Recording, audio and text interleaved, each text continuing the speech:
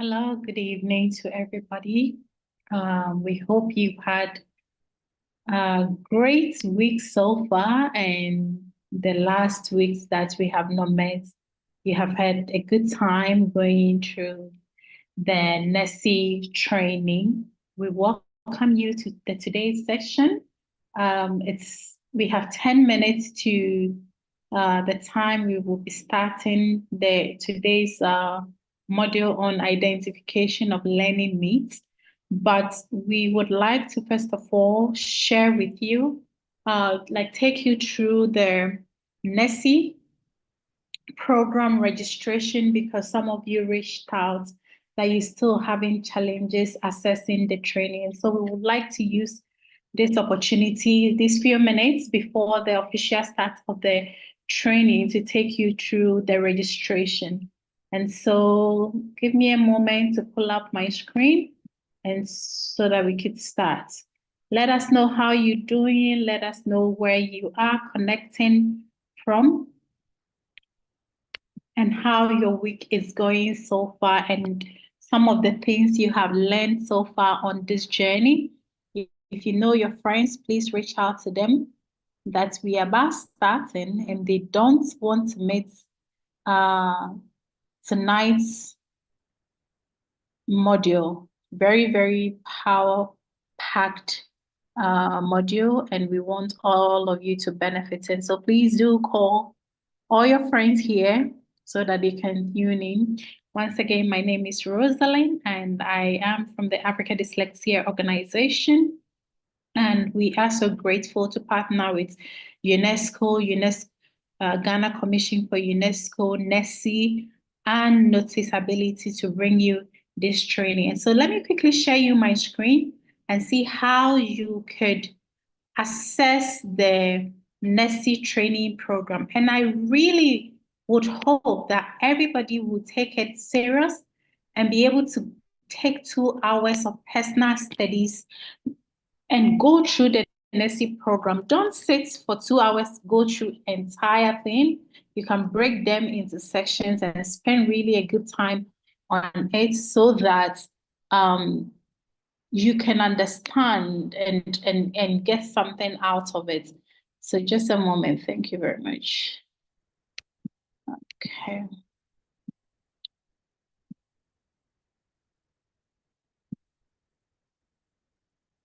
So first of all,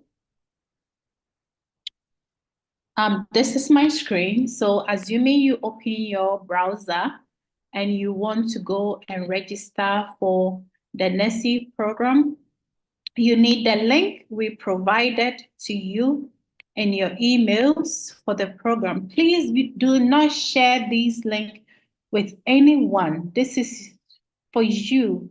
We don't have a lot of license and you are a lot of you. So please do not share this with anybody that has not registered for this program.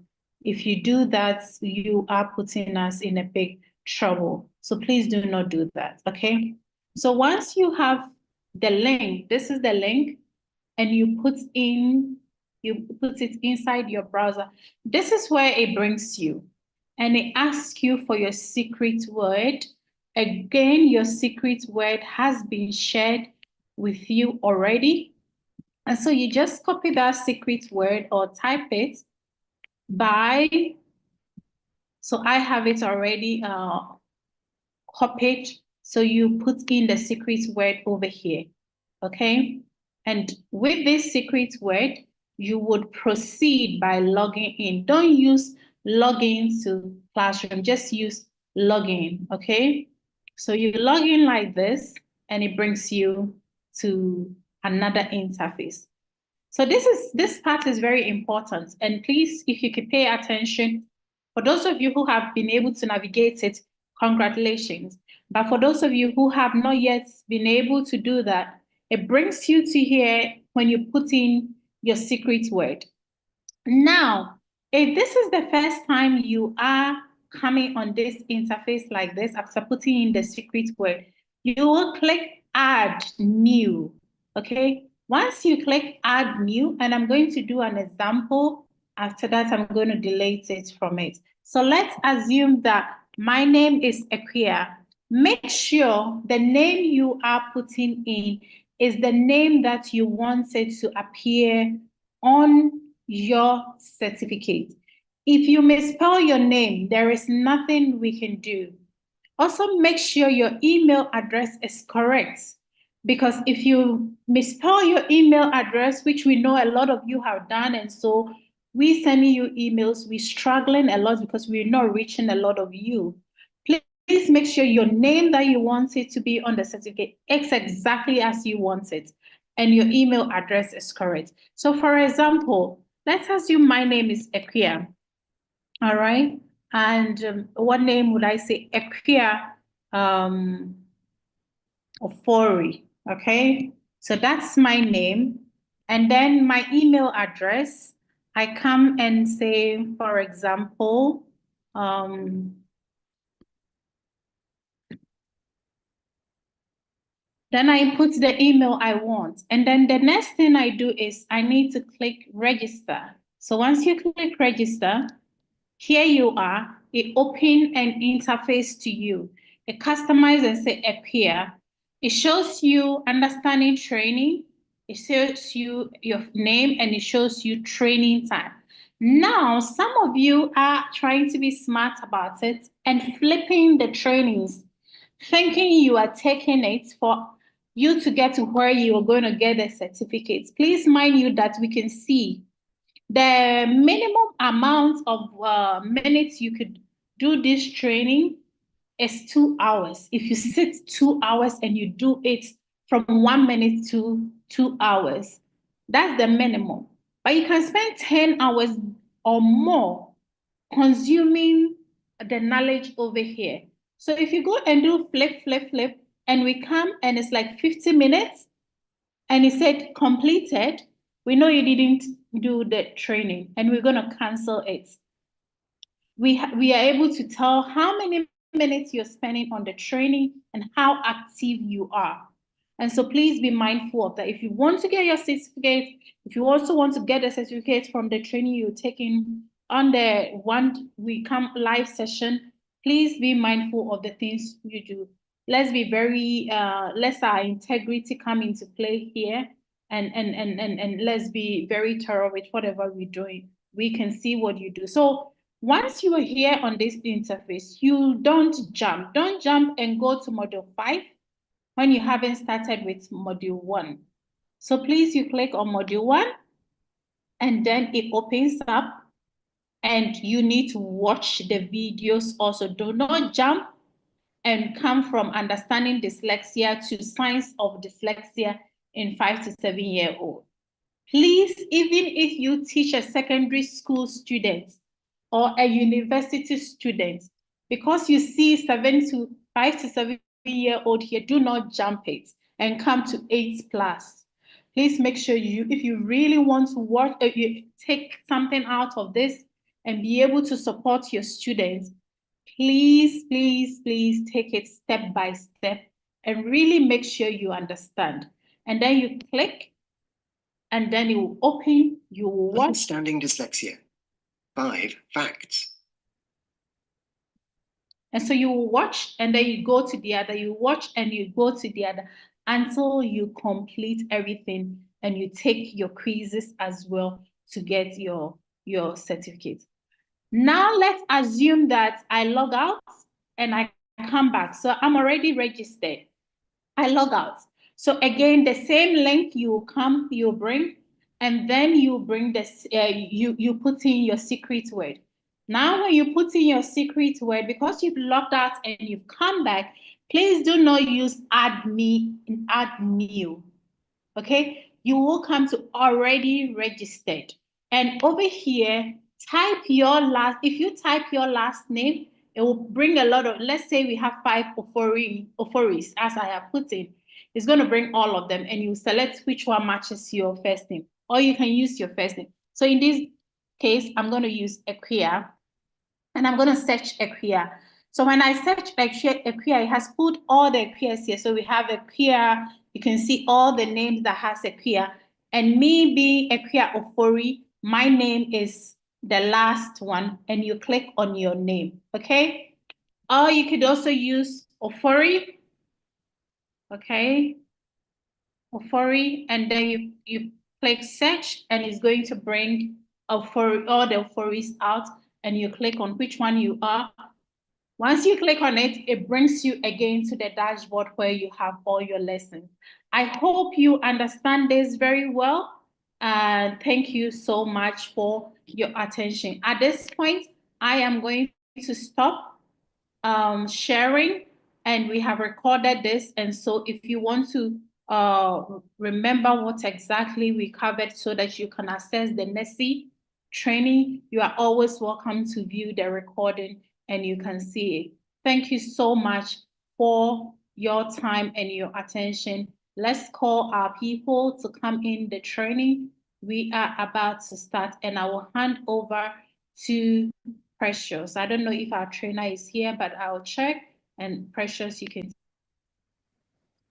Okay, thank you so much, Miss Rosalind, for taking us through the Nessy training. We are so glad. I hope we are all glad too, because I know some of you are struggling with it. Welcome once again to today's training. Today we are going to be identifying learning needs, and I hope you are ready, because a very important topic that you need to go through. So please get your books and ready. Our trainer is here and she's ready, and we have a few. It's already 6. So in case you know anybody who's supposed to be here who is not yet here, can you please take the time to call them out to be here? If you're at a good place with good network, so you can kindly turn on your video so that we see you. And yeah, so we have Miss Justina Asafoje with us today. She's our inclusion lead here at ADU. You know that this training is for inclusive education, and she's the lead for inclusion in ADO. So it's a great privilege to have her here. This is the second time she's here. So I hope you take note that she's sacrificing to be here to teach us on inclusion. So I'll go right into her introduction. Ms. Justina is the inclusion lead for ADO, as I mentioned.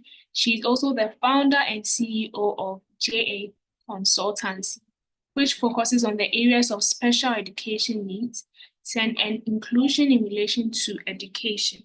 With 30 plus years experience of working with children, young people and families, she is a seasoned educator, trainer, lecturer, parent advocate, and SEND specialist. Ms. Justina delivers in Ghana and UK respectively.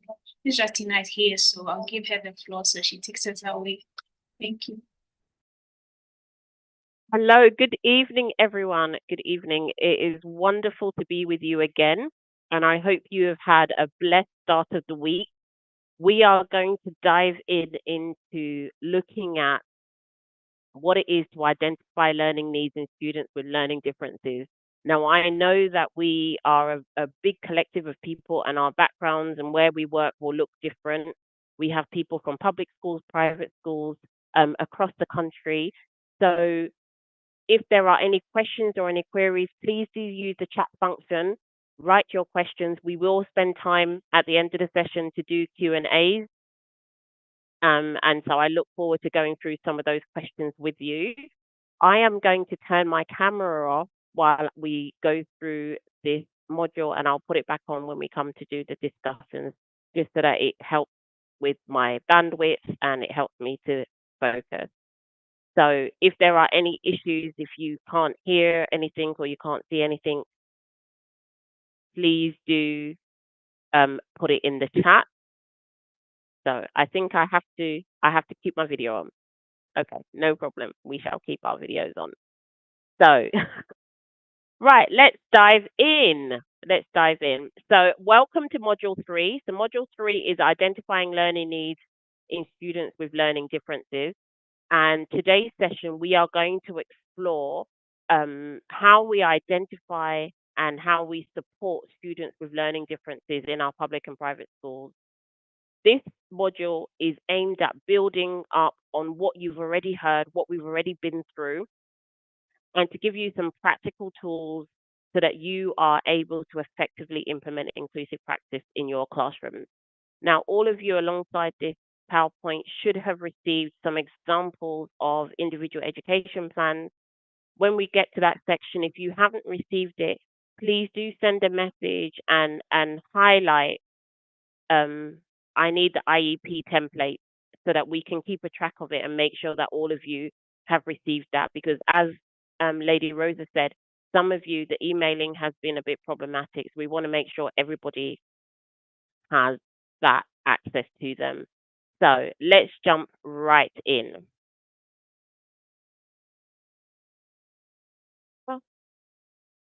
Okay, so our learning objectives for today is that we are going to look at understanding the emotional impact of having a learning difference, right? Somebody said their sound is not clear. Now, is that on your end or is that generally across the board? Please do indicate with an emoji, thumbs up or thumbs down if the sound is not clear so that we can know what we need to adjust and whether it's from me. Okay, perfect. Okay. So we're going to look at the emotional impact of having a learning difference and how that can present itself in the classroom and how as you as teachers can identify and know how to support. And we are also going to look at the IEP process, so the individual education plan. What is an individual education plan? How do you go about creating one? When do you need one? How does it work? And what do we need to do to ensure that we can provide personalized learning in our classrooms for our students? So we are first going to look at identifying learning needs. So now for many of you in your classrooms, it will be very challenging when someone says to you, do you have learning needs in your classroom? Because this journey is one that you're just starting on. And often we think that we need specialist people to come in and to be able to identify what the needs are in our classrooms. But as a classroom teacher, I can tell you that there are things that you can do yourselves in your classroom before you have to bring in that specialist that will help you to understand the learning profile of the children that are in your classroom. So in this session, we're really going to unpack that. We're going to look, as I said before, we're going to look at the emotional impact for the individual, but also what it looks like from you. And then we're going to do some practical exploration of IEPs and creating IEP targets. So please make sure that you have paper with you and that you are taking notes and you are noting down any questions that you have so that we can try and do as much of that as possible. So let's first look at what is an IEP and why is it important. So an IEP stands for Individual Education Plan. And it's a legally mandated document in a lot of countries. However, within Africa, it is guidance in our policies. So our inclusion policies have it. But we subscribe to the universal best practice. And so although we are not going to be legally penalized for not having an individual education plan, it is really, really poor practice to not have one for our young people. We need to make sure that we are actually not robbing them of the support that they need just because we don't have it written in law. So, in terms of best practice, every child who is experiencing any form of challenge in their learning should have an individualized education plan. So, the IEPs bring a personalized approach to learning for students. And what they do is they highlight key areas for support. So, where is the concern? As a teacher, what is the concern that you have for your student? Where is it that they are struggling? Where is it that you can see they are not able to access the curriculum? And you identify those areas and you set about goals that will help them overcome those challenges. So, for example, if you regularly give spelling tests and you recognize that there's a student who is really struggling to meet the threshold of your spelling test. Say you have 20 spelling keywords that you do every single week, but you have a student that's less than 10, 3, 4, and you see a recurring pattern of struggles that they're displaying. You would need to think about, okay, how do I help this young person overcome the struggles that they are having in relation to this? What interventions can I put in place for this student to help them have strategies that they can use to overcome this barrier? What can I do in my classroom without having access to specialist professionals, that means that this child will not continue to struggle in my classroom. So that's where you take the personalized approach. Even if it's working, like you have 20 people in your class and it's working for 19 and not working for one, you have a responsibility as a teacher to do everything you can to make sure that one is not left behind and that one is not ignored or dismissed. The individual education plan calls for collaboration. So it's a process and a document that should be created by yourselves as the teacher, parents, and any specialists that are involved either in your school or with the child. So it's not something that you have to do just by yourself. You will want to get the ideas and the opinions and the information from other adults who are involved in that child's education and that child's life. So let's look at what that looks like for you in your classroom and in your school context. How can we tell if a student is struggling in our classroom? What are some of the things that we should be looking out for? So there are behavioral and academic indicators. So I gave you the example of the spelling test, but it could be writing. You could have a child that does everything in their power to avoid writing because they struggle with writing, either with spelling or with comprehension or um, any other aspect of writing. So you'll see behaviors displayed, but you'll see academic indicators also displayed. And you will see within their academic performance that there is some kind of barrier, some kind of blockage. They are not keeping up with their peers or able to engage in learning in the way that the rest of the children in the class are. So you look out for specific behaviors within the classroom. Do you have students who will do everything to make a child make the class laugh and take them off task? Do you have students that will become resistant and just refuse to do the work? Do you have students that will become very tearful, very emotional, or have meltdowns when presented with certain aspects of work? But you notice that when it's practical work and it doesn't involve reading and writing, they thrive, they do really well, they're really excited, they want to learn, they're really involved in the class. But when you introduce anything related to reading and writing, you see a change in that behavior and you see a change in that attitude. As a teacher, those are the things that you should be looking out for. How are their relationships with their peers? Do you find that they struggle to make or keep friends? Do you find that they end up in arguments with other children very easily? Do you find that they don't like to do work in front of their friends? They, stay away from group work. They struggle to engage with group work. All of those would be indicators that your young person is struggling in your classroom. And there are things that you should be aware of, that you need to start putting some interventions in place to help them and to help them navigate through that. That is not the time that you start shaming them or embarrassing them or calling attention to their struggles.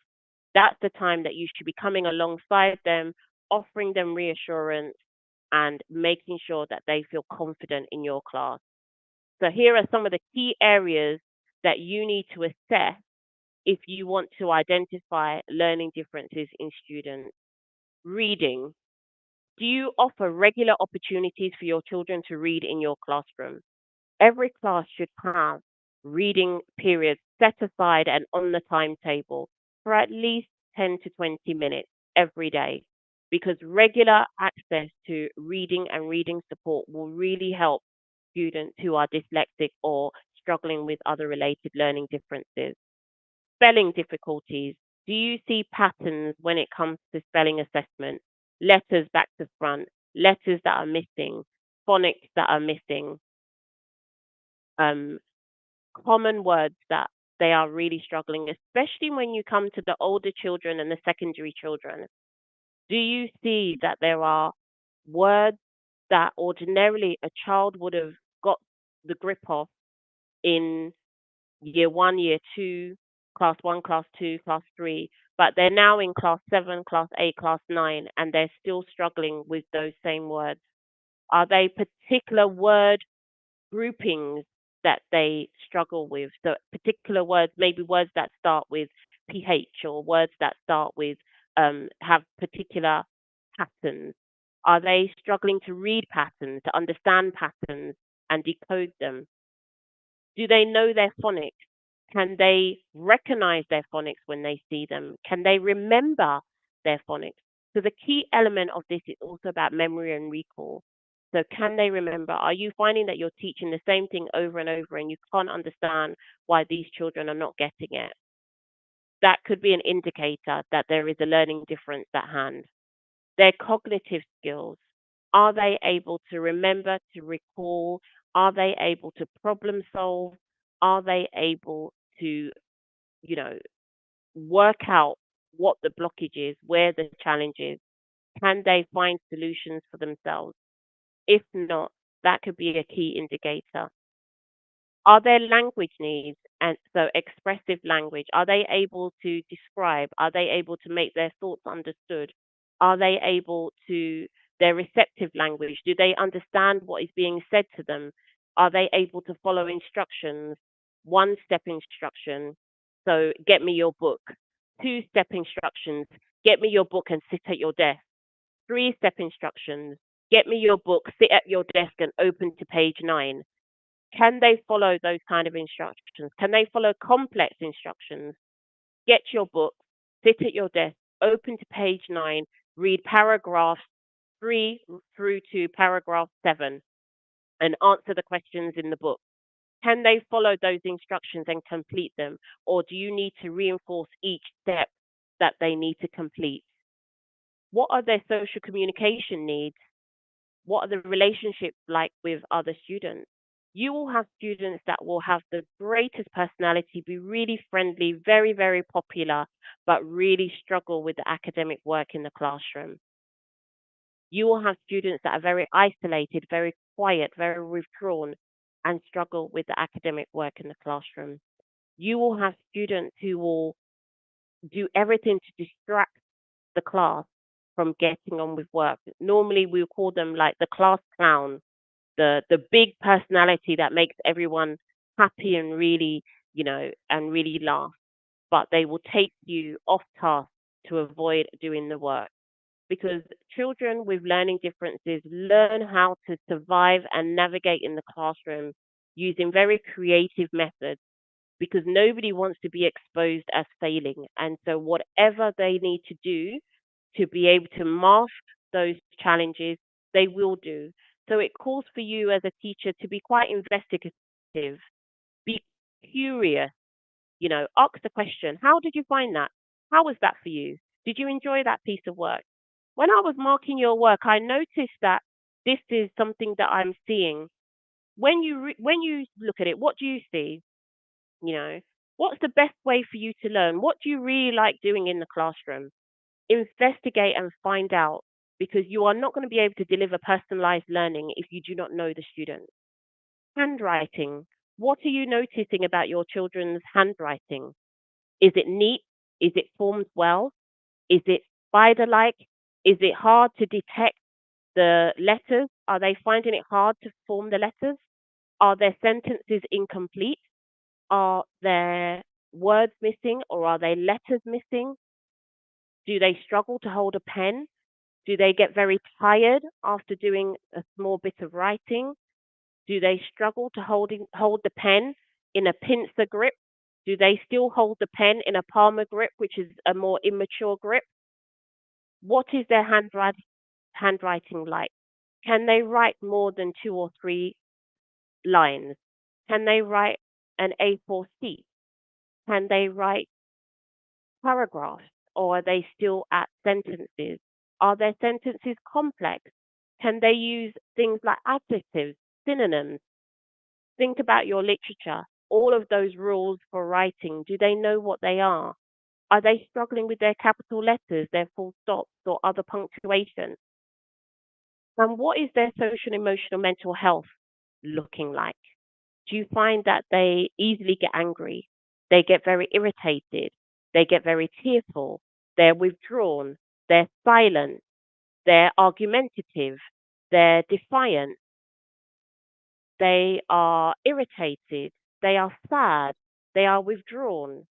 What is their social, emotional, mental health like?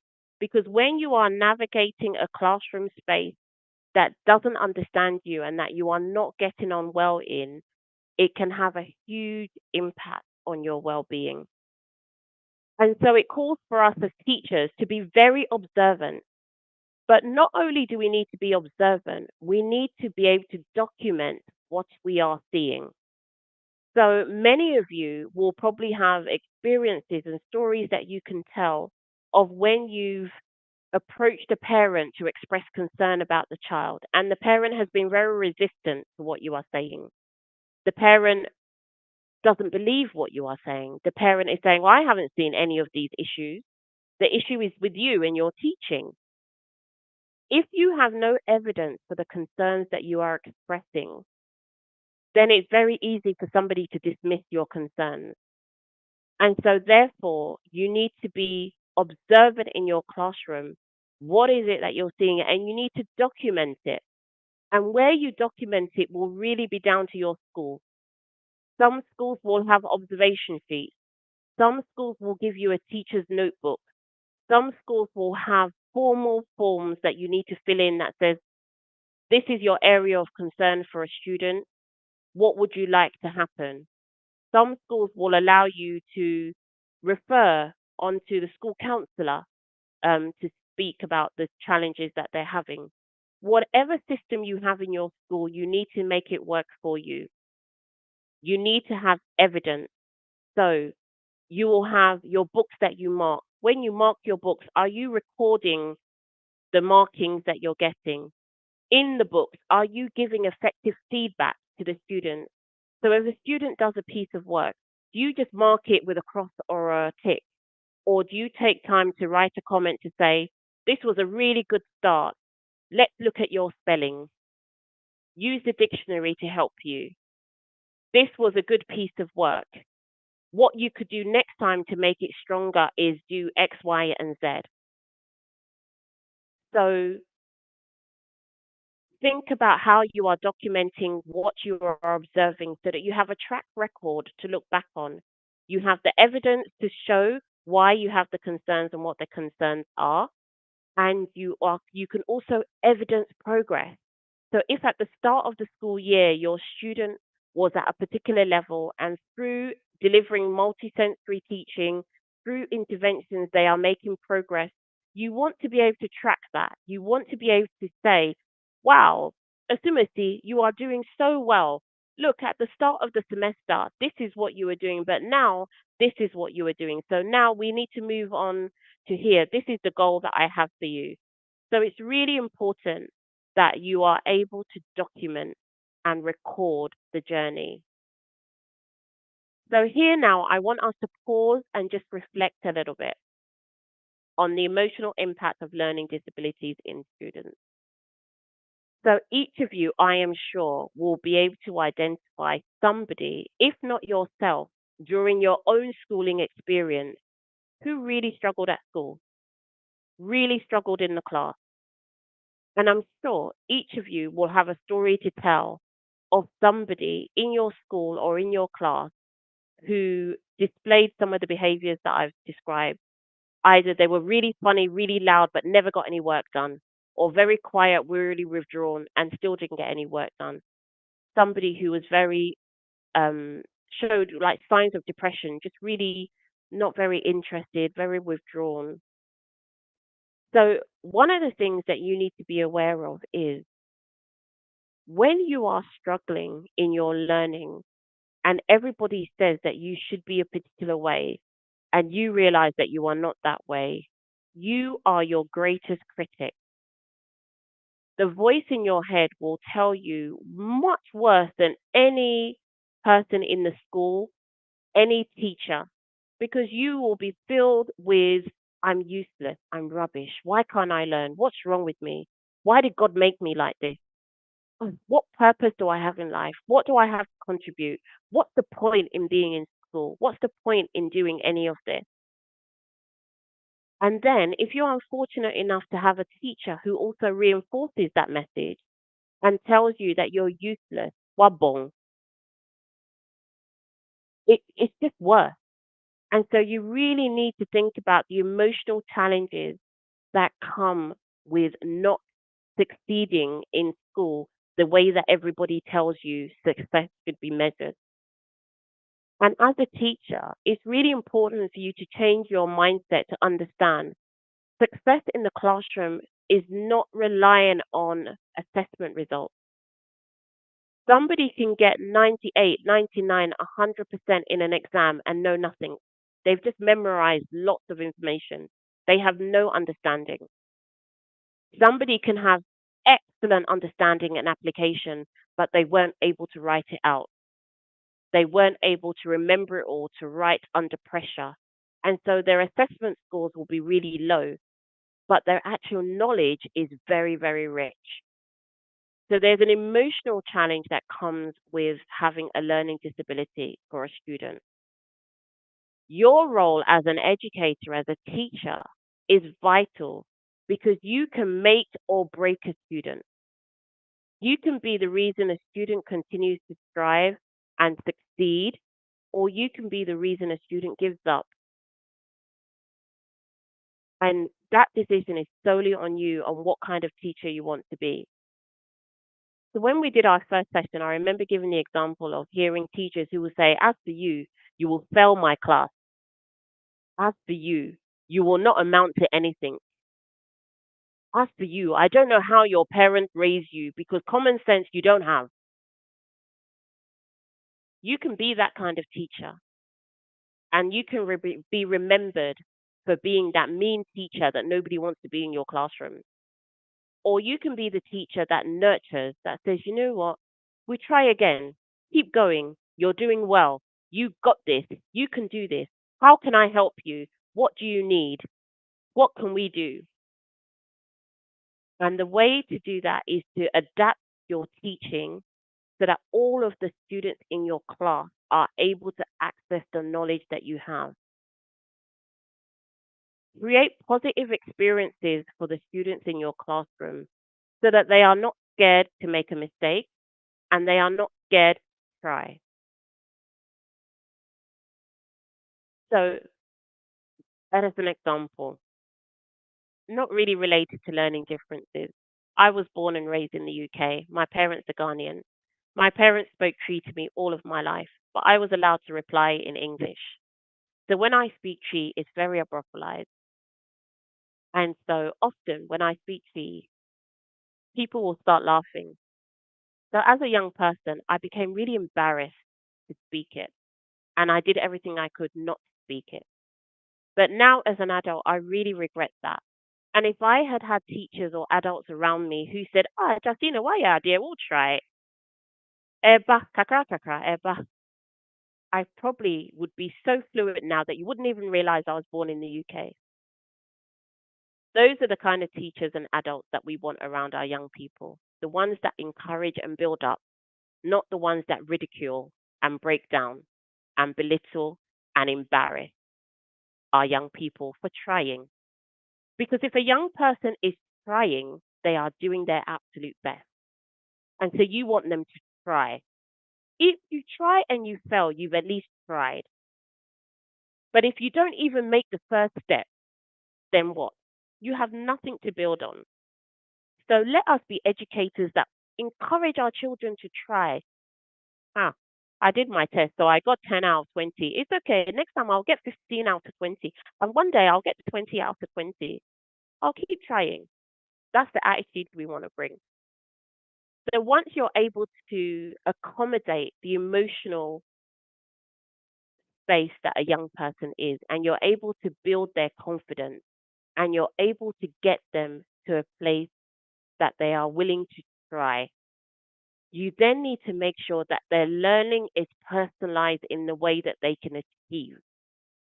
Because setting learning goals that are unachievable will just contribute to the lack of confidence. So, personalized learning is no different to individual education plans. It's just different terms are used in different countries and in different contexts, but it's pretty much the same. So, what you want to do is you want to be able to identify what is the need of the child.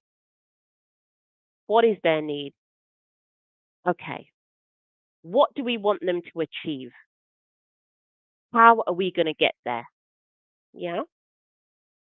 So a personalized learning recognizes that every student is unique and has their own preference and their own pace. And it involves adjusting our instructions, adjusting our strategies, adjusting our content so that each one of them in their unique way can understand. An individualized education plan documents what that will look like. It documents the specific goals that a child is working towards, what accommodations are needed, what strategies will be involved, who will be delivering those strategies, and how it will be reviewed, and what success will look like. And it benefits children because it allows every child to thrive in a way that is meaningful for them. So if my area of need is language acquisition, comprehension, then you need to teach me in a way that I'm going to be able to access that.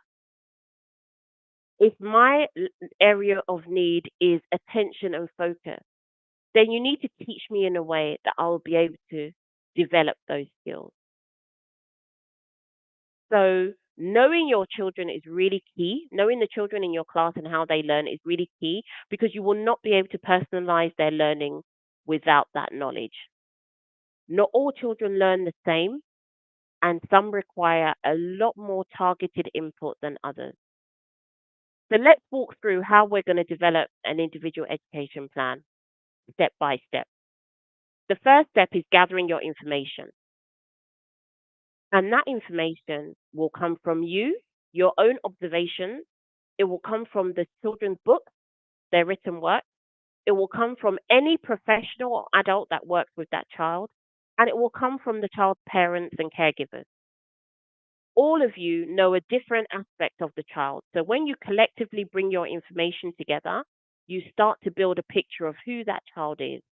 We call it the child profile, the profile of the child, the profile of the learner.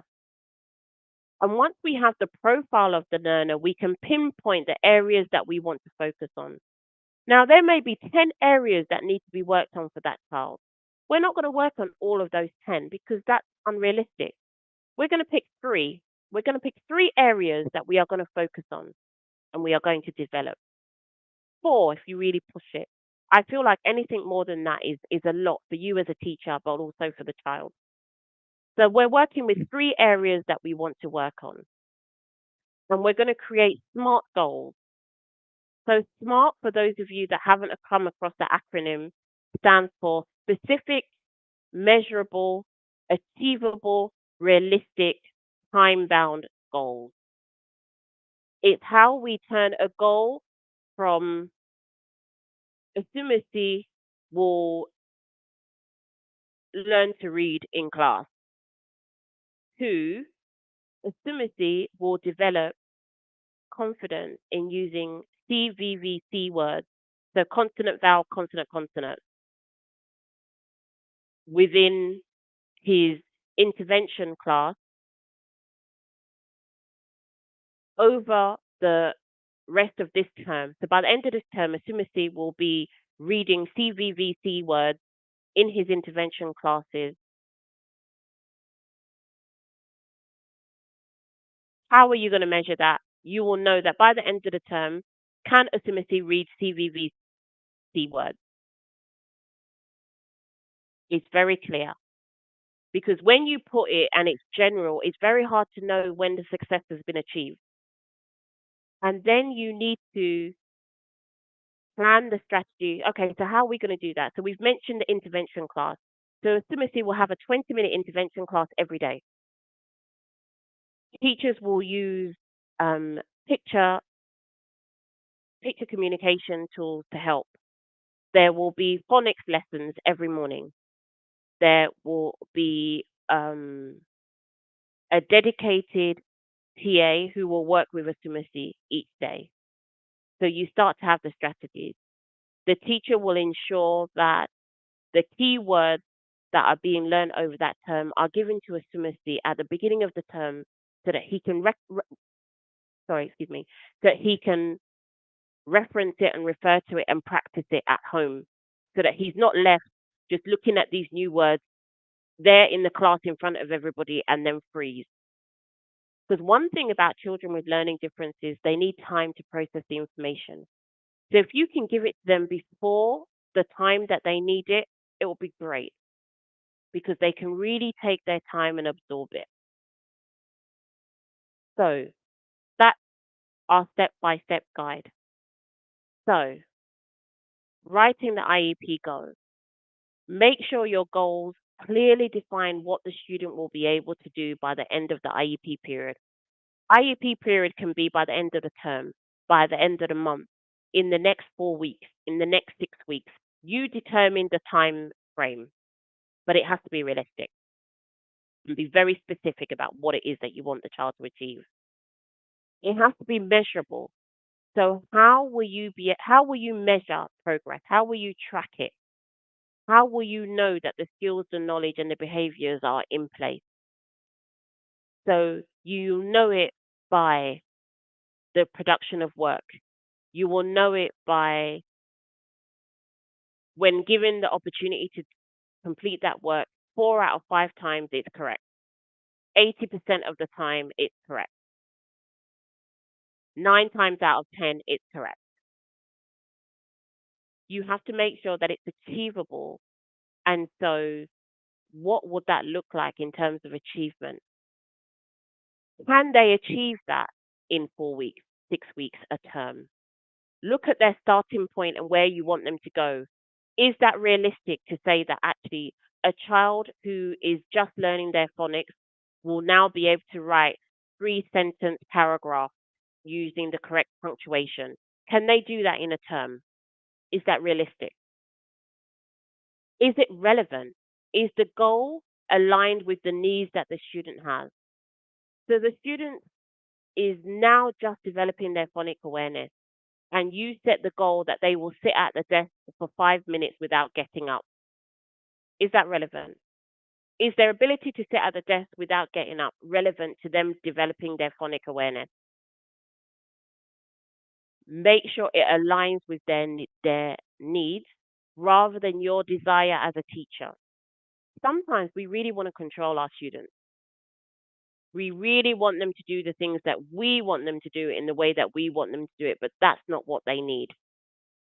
And sometimes as teachers, we use individual education plans to try and correct behavior instead of supporting them in their educational goals. And it's an inappropriate way to use these strategies. So because the child is fidgeting and you find it irritating, you're going to set the goal that the child is not allowed to fidget and must sit still for 10 minutes at least, or 30 minutes or 20 minutes in your classroom. It's an unrealistic goal, and it's not a goal that is related to what their actual learning need is. You need to look at your goal and make sure that it is time bound, that you are allowing sufficient time, and that you have identified when you will judge if this has been achieved. Without there being time bound, you will not know if it's achieved, because if you leave it that actually this is the goal, but we're not going to measure it at any point, so then when will you know when it's achieved? And when will you know when to extend it and develop a new goal or adjust the goal? So it has to be time bound. It has to be measured within a period of time, because that's when you'll be able to see, are the interventions working or are they not working?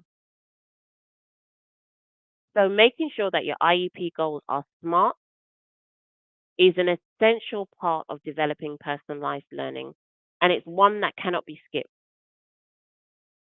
And if you are not sure if your goals are SMART, confer with a colleague, confer with your Senko in your school if you have one. So planning and supporting intervention. So you've done your student profile, you know what their needs are, you've created the SMART goals, you have the individual education plan. Now what? How do you take that plan from just staying on the piece of paper to actually being a real thing that happens in the classroom. This is where your planning really comes to in effect, because you need to be very clear who is going to be offering this support and what is the intervention and when is the intervention going to happen. So let's look at what is the intervention. So intervention can take the shape of sensory support. What strategies and accommodations can be included to meet the sensory needs of the young person in question? Have you considered movement breaks? So movement breaks are for children who really struggle with attention and focus. It is allowing them to do a short piece of work, then have a break that they can get up, dance, take it out, walk up and down, go outside, come back in, and get back on the work. Refocus on the work that is at hand. Some children really need that. It helps them develop better concentration. And the traditional way of teaching will tell you, no, this is distraction. They're just messing about. They need to focus. They need to concentrate. The more you try and force a child to concentrate who is struggling to concentrate, the more distracted they will become. So if you give their brain a break and allow them to have movement, it helps them to refocus on the task at hand. Using assistive technology, allowing children to dictate, to speak into a recording that will type it for them, or allowing what's written, what's typed, to be read out loud. Some schools are really fortunate. They have pens that will read information out for them. All of these things, if you have access to them, are really helpful. Social skills training. Some of our children really struggle with their social skills because they are trying so hard to fit in and trying so hard to be like the rest of the people in the class. And so giving them opportunity to develop social skills is really important. Small group work, 2 or 3 children, to develop turn taking, question and answer, sharing, collaboration, problem solving, can really help children to develop the sensory needs that will help them access the classroom learning. Having flexible assessment methods, such as extra time, or allowing them to deliver the assessment verbally. So you could have a written assessment, but they can verbalize the response back to you, because they're telling you the answer. So it's not like they can cheat. You can read the question to them, they can give you the answer. You can write it for them.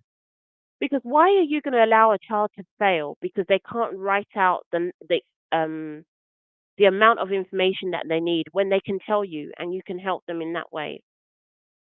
We call this accommodations. We make accommodations for them. So that would be a scriber, somebody who will write down the child's thoughts and answers for them. We also have readers, somebody that will read the information for them. Because once it is read, they can absorb the information and then they can do what they need to do. But reading the information, especially when there's large pieces of text, can be the stumbling block to that child achieving.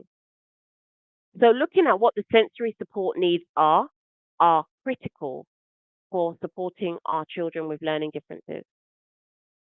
Using a strength-based approach. So that means we start from what the child can do rather than focusing solely on what the child can't do. We build the child up. So if I'm really good at a particular thing, I will get to do that a lot and build my confidence. And as I'm building my confidence, then what the things that I struggle with will be brought in and I can start to address those. But if the only thing you ever talk to me about is what I can't do and what I'm failing at, you're going to demoralize me. You're going to strip away my confidence. You're going to make me not want to try. You're going to make me sad. You're going to stress me out. You're going to make me really not like being in class and not being in school. And then maybe I'll stop coming. I'll stop trying. And then what are my options now? So having a based approach is really about your attitude to the learner who is struggling. Are you irritated by them? Are you exasperated by them? Are you fed up of them? Are you tired?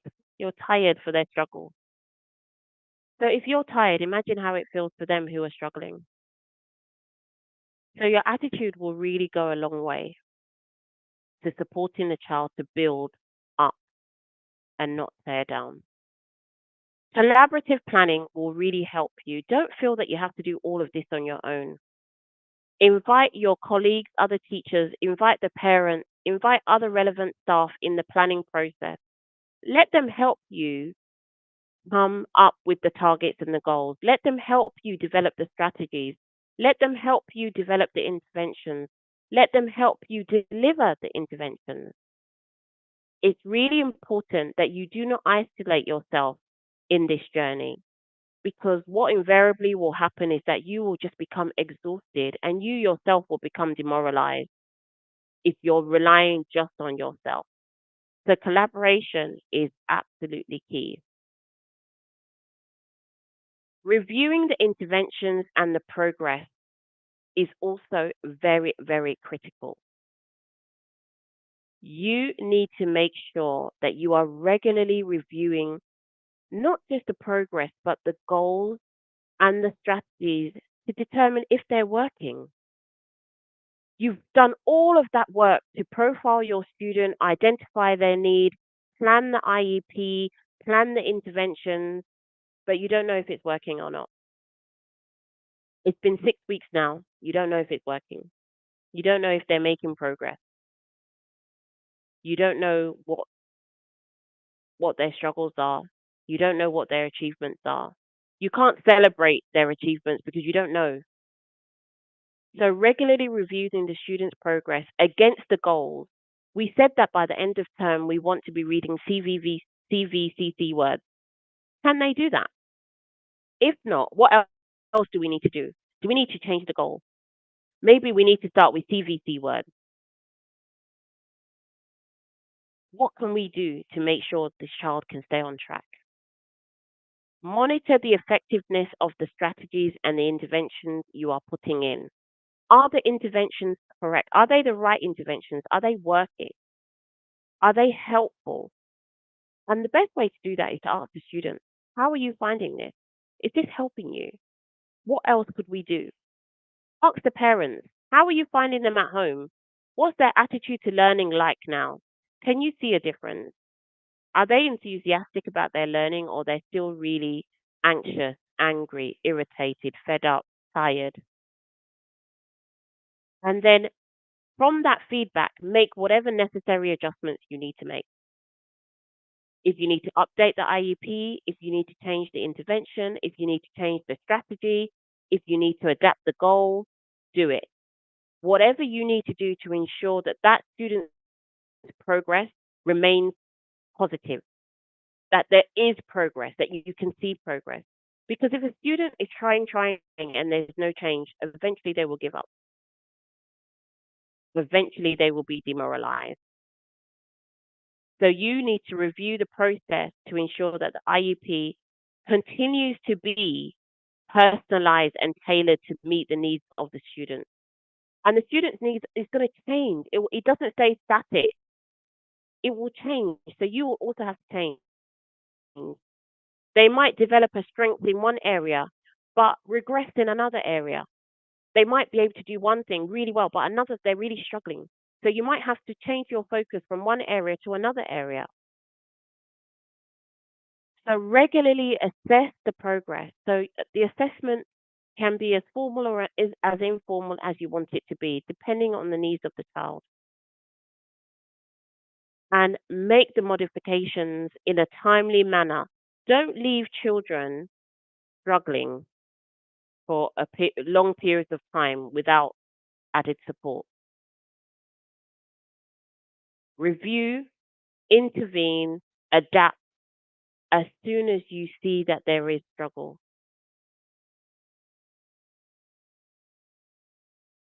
So, let's look at what the IEP cycle looks like. So we've talked about the important observation and documentation. We've talked about the importance of a student profile. We've talked about the importance of having SMART targets, and we've talked about the importance of adapting, reviewing, and adjusting the interventions, the goals, or the strategies as is needed. Now, there is a very clear cycle that an IEP has to follow. So the first thing that you have to do is you have to plan, gather the information, and set the SMART goals. That is step one. Step two, you need to implement the strategies and the accommodations. So you've planned it, now you need to do it. Then you need to review what you have done. Monitor the effectiveness of the interventions. Is it working? Great. What else should we do? Is it working? No. What do we need to change? What do we need to adapt? Once you've reviewed it, then you need to make the necessary adjustments. Because as the child is going on, as the child is making progress, as the child is finding areas difficult or easy, you make the necessary adjustment. And then you plan again. You use that information that you've gathered from your reviewing and your adjustment, and you plan again. And you continue that cycle all the way through that child's education. You don't do it for semester one and think, oh, okay, I've done it now. That's the end of it. The child should now be able to just get on with it. No. Learning differences are a lifelong condition, a lifelong area of need. And so the IEP cycle must continue. When that child leaves your classroom, you then hand the baton on to the new teacher and you say to the new teacher, these are the IEPs that we have been following. These are the review reports. These are the successes. This is the progress that this child has made. These are the areas that I think it would be good for you to follow on. For a lot of our children, when they change classes and they change teachers, the only thing that moves with them is their bag and sometimes maybe their books. There is no information that follows them to the new teacher. How many of you, just put as a sign, put thumbs up, thumbs down, how many of you have received a class and you know nothing about the class apart from the fact what you've learned in the playground and you've seen them in the school community? How many of you receive a class and receive any kind of documentation that helps you know what that child's needs were, what they were doing before, what their struggles were, and what interventions were put in place?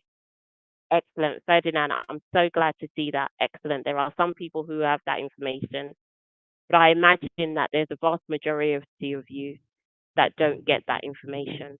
And if in your school that information is not passed on, please have a conversation with your school leaders and humbly request that at the end of the school year, there is not just the school reports that are passed on. So school reports, yes, you will probably see them, but IEPs and IEP reports and IEP reviews, they should also be passed on to the new school teacher so that they are able to effectively continue this IEP cycle to the betterment of the student. One of the key things of supporting children with learning differences is information sharing. It's really, really important that you are able to share information. And that information should be solely based on that child's educational journey. It should not hold any opinions about that child. It should not have anything in there other than facts. So this is not your time to come and say, Asumasi, this one there, he's so stubborn, he doesn't learn, all he knows is to play, he's not focused. No, we are not interested in the opinion of you on Asumasi as a person and as a child. We are only interested on Asumasi. These are the areas of need that Asumasi had. These are the interventions that we put in place. This is the progress that Asumasi made. And going forward, this is what I believe will really benefit Asumasi if you could continue to support in this way. That's the kind of information that we want passed on about our children when they move classes. That means that you have to collaborate with your colleagues. You have to collaborate with your special educational needs professionals. If you are a school that has a Senko, you need to collaborate with your Senko. You need to collaborate with your school leaders. You need to collaborate with any specialists that work with your school to help you manage this IEP cycle. So collaborating with special education professionals is crucial because not all of you will have the strategies at hand. Not all of you will be able to think of what strategies are best to meet the needs of the students. And it's okay to be able to say, I don't know. In fact, I find it more powerful to say, I don't know. Can you advise me? Than to pretend that you know and cause damage and do rubbish, to be frankly speaking. It's really important that you collaborate with others. It's also really important that you access any administrative support that you can, that you work with your administrative body to be able to create this paperwork and to be able to support the accommodation. Whoever is responsible for timetabling will need to be involved in when these interventions happen, how they happen, where they happen, who leads them, whoever allocates the workforce. Are you in a class where you don't have a teaching assistant? It's you and 30, 40, 50 children. Who is going to help you to implement these IEP goals and targets? It's really important that you are able to speak to your school leadership and ask for help and say, look, I have a Sumati in my class. I also have Jane and I also have Ronald. These are their needs. This is what I would like to do. I would like to have an intervention class for these children. If it can't be done during the day, can we do it straight after school closes? Can we do it in the morning when they arrive? Most of our students arrive very early in the morning because of traffic, travel, distance. We have time in the morning that we could do 10 minutes every morning. Will go a long way in supporting our students. So getting administrative support to help you navigate this is really important. And build strong relationships with specialists and school leadership so that there is a supportive environment for the students and also for yourself. Because I know it is not easy. And a lot of us, we persevere just through passion and commitment. It is not easy. So building relationships will really help you to know how to navigate, know how to make sure you have the effective things in place and that you are delivering in a way that is inclusive and that you are constantly trying to make sure that you are delivering multisensory teaching in an inclusive environment and in an inclusive manner.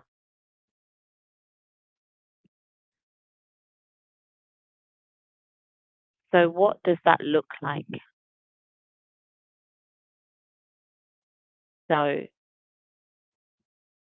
in a nutshell, we need to look at the emotional impact of learning differences for our young people and how that can present in our classrooms, what that looks like in our classrooms. We need to look at the IEP process. For those of you that do not currently design IEPs in your schools, following on from this training, I would like you to take the commitment to go and speak to your Senko or your school leadership or whoever leads around special educational needs to have a discussion about how can you introduce this system into your school to effectively document, plan for, and accommodate the needs of those children in your school who have learning differences. It starts with a conversation and then it moves to implementation. So you have a cycle that you need to go through. So the plan, do, review, assess, plan. Make sure that when you are looking at the goals, they are SMART goals. They are specific, they are measurable, they are achievable, they are realistic, they are time bound. Collaborate. Collaborate with your colleagues, collaborate with specialists. We have lots of websites that we are able as professionals to go on and continue learning, download resources, find out what the best practice is. You are not alone. Access as much of the free resources that we have online whenever you're able to access them online. So, for example, a website like Twinkle, for those of you that use Twinkle, currently they are doing, well, it's probably 28 days now, but they were doing 30 days unlimited downloads. So I've downloaded so much because you download it, save it on a pen drive, and you have access to those resources whenever you need it. Twinkle have a whole special educational needs and disability section that you go and it will have IEP templates, advice, guidance that you can tap into, and it can help you to deliver your role. It has lesson plans, it has schemes of work, it has so many different things that you can tap into that will really help you to deliver effective learning for children that have learning differences. And none of us are at the point that we stop learning. I've been working with children and young people and families and in the education field for 34 years now. I'm still learning. Oh, I saw someone put Widget. Widget is amazing. I love Widget. Widget online helps you to create how have I forgotten the word for this? Pictures, visuals, visual resources that you can use in your school. Anthony is the fountain of knowledge in the chat. I can see he's posting up loads of things. Please take note of what he's posting because all of them can help you. There are a lot of free resources that you can tap into and that you can use. And I would really encourage you all to make sure that you really do go to these websites, read what they have to say, download, take everything that you possibly can for free and use it in how you assess if the children in your class are struggling and what you can do to support them to overcome those struggles and how you can document, monitor, and review the progress of the children in your classroom. So that brings us to the end of the presentation. And I would now like us to think, we're going to open the floor to question and answers, but you would have all received some IEP templates for you to look at. Make sure, and you would have got some examples of SMART goals. Let's continue learning and growing. And let's remember that we are not alone. You have a community. You are able to tap into us at ADO at any point with any queries. And so it's really important that we really start to build our inclusive community in Ghana, our education inclusive community in Ghana, and really start to work together to develop practice and strategies and support that will really benefit the students that we are teaching.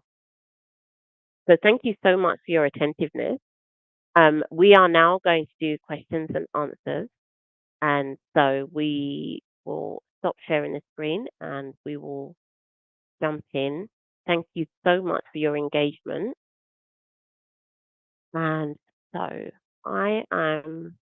if you don't mind, Precious, just either highlighting to me the questions that we have, like put it on the screen and we can unpack some of those. We have lots of hands up. Okay, so How would you like to do this, Precious? so we have some hands up. So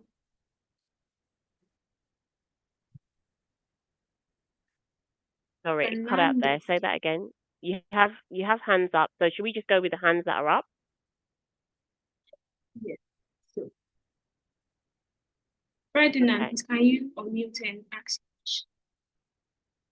Okay, good evening, and thank you very much for the presentation. I really enjoyed it. And with the IEP, my challenge I have is the fact that with a class size of maybe 4 to 5, and I have identified about 5 students who are struggling. How do I go about it? Because then you're teaching different streams, A and B streams, and I'm a language teacher, by the way. So you're teaching all these aspects and all that. How do I manage it to get to help these children Okay. So alongside, in terms of timing? uh-huh, Mhm. uh-huh. So what I would do is I would create a class profile, and so write all the children's names down, and write down all the areas in terms of how do they learn, where do they struggle, what kind of behaviors are you seeing, are there currently any support that they're getting from anywhere else, are they accessing speech and language outside or anything. And once you have that profile, look at it and see if there are any common threads. So out of the 5 students that you're saying you can see that they're struggling, are there any common threads? Are they all around comprehension and accessing information? Is it around processing thoughts? Is it around attention and focus, for example? And if you can see that there's a common thread, then you can create some activities within your lessons that can just be for them.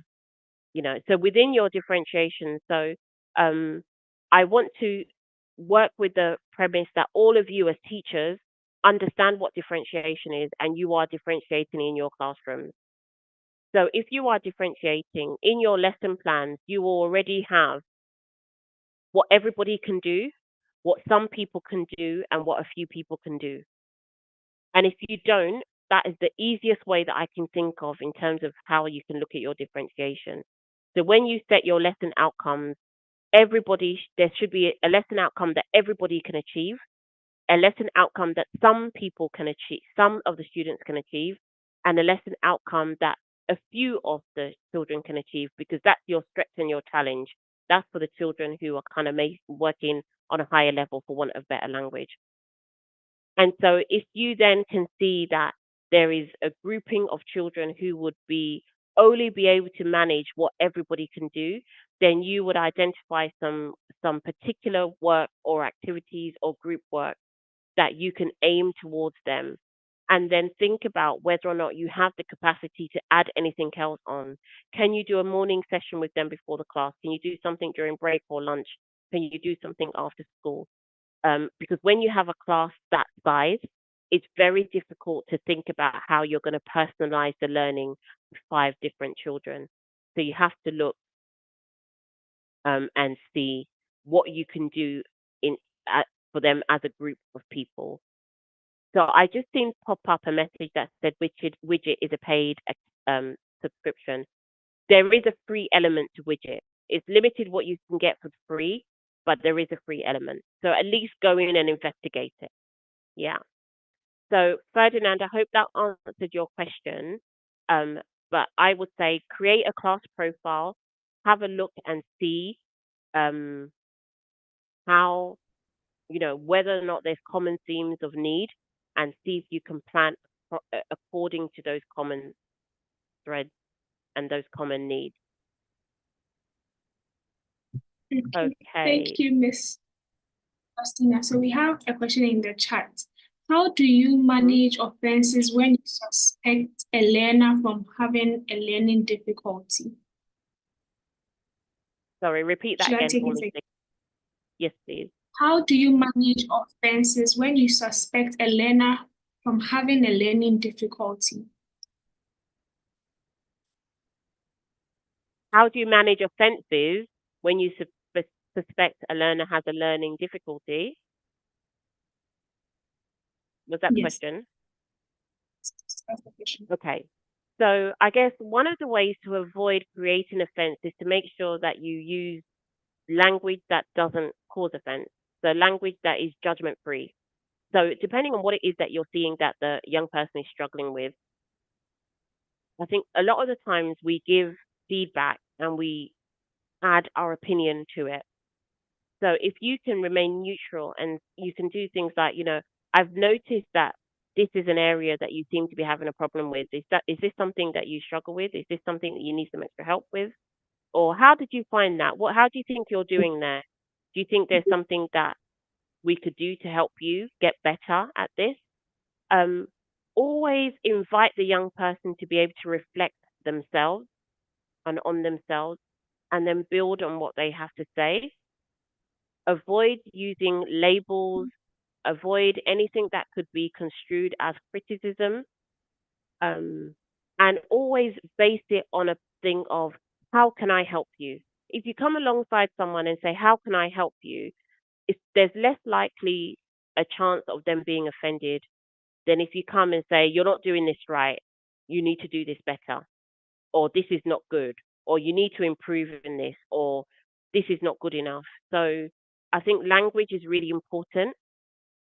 Having relationships with the young people is also very important. If they trust you, what you feed back to them, they will not get offended by. But if they don't trust you and they don't feel comfortable with you, then you could say it in the best way possible and they will still be offended. So building positive relationships with your students so that they trust you and are able to receive what you are telling them, I think is really, really critical. So I would say think about the language that you're using. One thing I would say about Ghanaians born in Ghana, because obviously I'm also a Ghanaian, is that you can be very blunt. You can be, very, very blunt. The amount of times that people will say things so directly and you think, oh, wow, did you really say that? As for you, I don't know. Your brain it seems like maybe it's like a sieve. It's a sieve. So the knowledge comes in, it just goes right through. It just pours right through. You don't hold anything. That's not going to build confidence. If you are critical, you're belittling, you make fun of, that's not going to build confidence in a young person. So they will be offended by what you are saying. So yeah, just really think about the language that we use and try and avoid criticizing, name calling, or making people feel, uncomfortable. Facial expression is also very, very important. You know, if try and but not smiling so much that they think you're laughing at them, but try and make your body language give them confidence as well and encourage them. Okay, so I hope that answered your question. Should we take a hand up? Yes, I think so.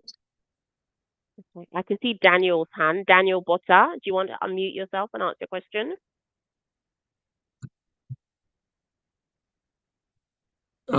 Yeah, good evening. Good evening. Thank you so much. Please, You're welcome. thank you for your presentation. I have done this, and I want to know if I need to change.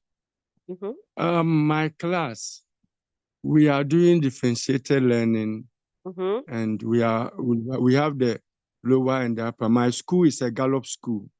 Okay. And frankly speaking, I have a class 5. Those in class 5, I have divided them into 2. They are almost 80. Oh, wow. A session about almost 40 students or 30 students, let me say 30 something, cannot read. And I have brought all those who cannot read into one class, and I have made it 5A1. And I have also separated those who can read to also be in one class, so that we can get or do some special teaching for them, or especially we can use even the KG sounds and other ways of helping those in class 1 and lower primary to help those in class 5 to know how to read. They are grown-ups. Some of them can even be in JHS. But as we started, first term, second term, some are picking, Some can at least read now.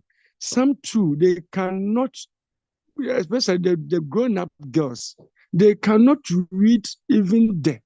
When they see there, they find it difficult to even pronounce. And this is what I am doing in my school now currently. So I don't know whether I am not practicing inclusive learning, or what I am doing is what. So please, can you help me so that I will know what I can do, and then help those people who cannot read at all, they cannot even read and speak English even small. So I just need some ways and means to help those people. And as I am learning this inclusive education, in fact, it is informing me a lot, and I don't know what to do, whether to miss them or to still maintain those who cannot read in one particular class and continue to help them. Thank you. No problem. Okay, Daniel, that's a big one, and that's a huge task, and I commend you that you have a class that size.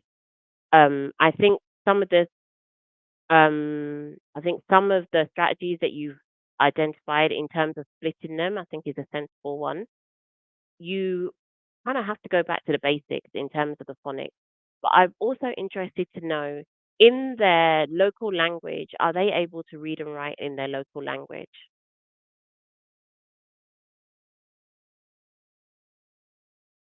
Daniel.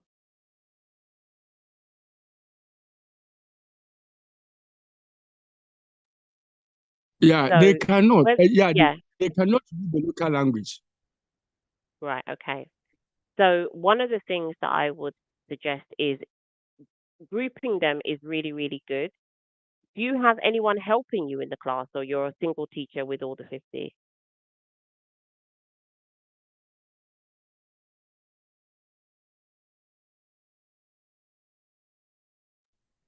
Yes, please. Yeah, I got a teacher who was helping them, and they were picking. But unfortunately, that teacher bought the materials, those materials for her to use. Immediately we ended the first term, then she asked for transfer and she left. Okay. Now, some of the teachers are saying that the plan that we planned is the person that I trusted, that she can help them to overcome their problem. Now, this person is no more there. And the other teacher who came to help them, she doesn't know what she can do really to help them. But I have guided her a lot. Yet, the children, she is still using the normal teaching to teach them. Meanwhile, they are not supposed to use the normal teaching. They are supposed to use at least the differentiated learning or the lower primary learning, so that they can pick from the scratch and then also join their groups. But yet, it seems that still they are not, some of them cannot read at all. Yeah. So what I would encourage you to do is, I would encourage that your timetable is not filled with activities about reading. I would create a timetable that allows for so at least 20 minutes every day that will be focused on phonics and developing phonics awareness, memory, building up their ability to recall. But I would create lots of practical learning in your class. So practical activities that they can do in the class, supported by the work of developing the phonics. Those that are reading, you give them work that they could do independently or as independent as they can, and then focus your attention on those who are developing their phonic awareness and their blending. So really focus on those things and build creative and active things, because for children with learning differences, they are able to learn through doing. And so give them lots of opportunity, because we want to build their confidence. There are practical things that they can do that will not involve reading and writing. So you have a specific targeted period of time, once or twice a day, that you would focus on those things and you in between that, you have practical things that they can do that they will succeed at, that they will be able to achieve. So where you have a plan, within that plan, you need to be able to say, okay, for these particular children, this is the goal that I have for them. For these particular children, this is the goal that I have for them, and work towards that. And try and see if you can get more help in your class of people that can supervise and that can help with the practical element of working. There's a huge task in front of you. I'm not going to pretend that is something that you can do easily. And like I said, I absolutely commend you that you have this class and that you've even taken the steps that you've taken and you're continuing. Please do continue. Teachers like you are amazing. And I wish we had more teachers across the world who have that level of Yeah. commitment and passion to even undertake the training and to be thinking about how can I help these children more. It's a beautiful space to Okay. be. So I would say to you, create your timetable, have targeted periods that you are focusing on the learning needs when it comes to developing their early reading skills and their reading skills, and bringing more practical learning where they're able to do things, achieve and succeed, and you just reinforce the learning. When it comes to reading, it takes time. But Okay. if you do at least 20 minutes every day, you will start to see the rewards starting to fan out. Okay. So I hope that's helpful. But also tap into the resources that has been shared in the chat. I've seen some of your colleagues are also have populated some advice as well. But yeah, do it like that. That's the only way that's going to be manageable. But if you're trying to do all of your different topics as well as the reading for the whole of the day, it's going to be very, very stressful. You know, so Okay. if history, do it practical history, practical art, practical math. You know, do practical work as much as possible. Okay.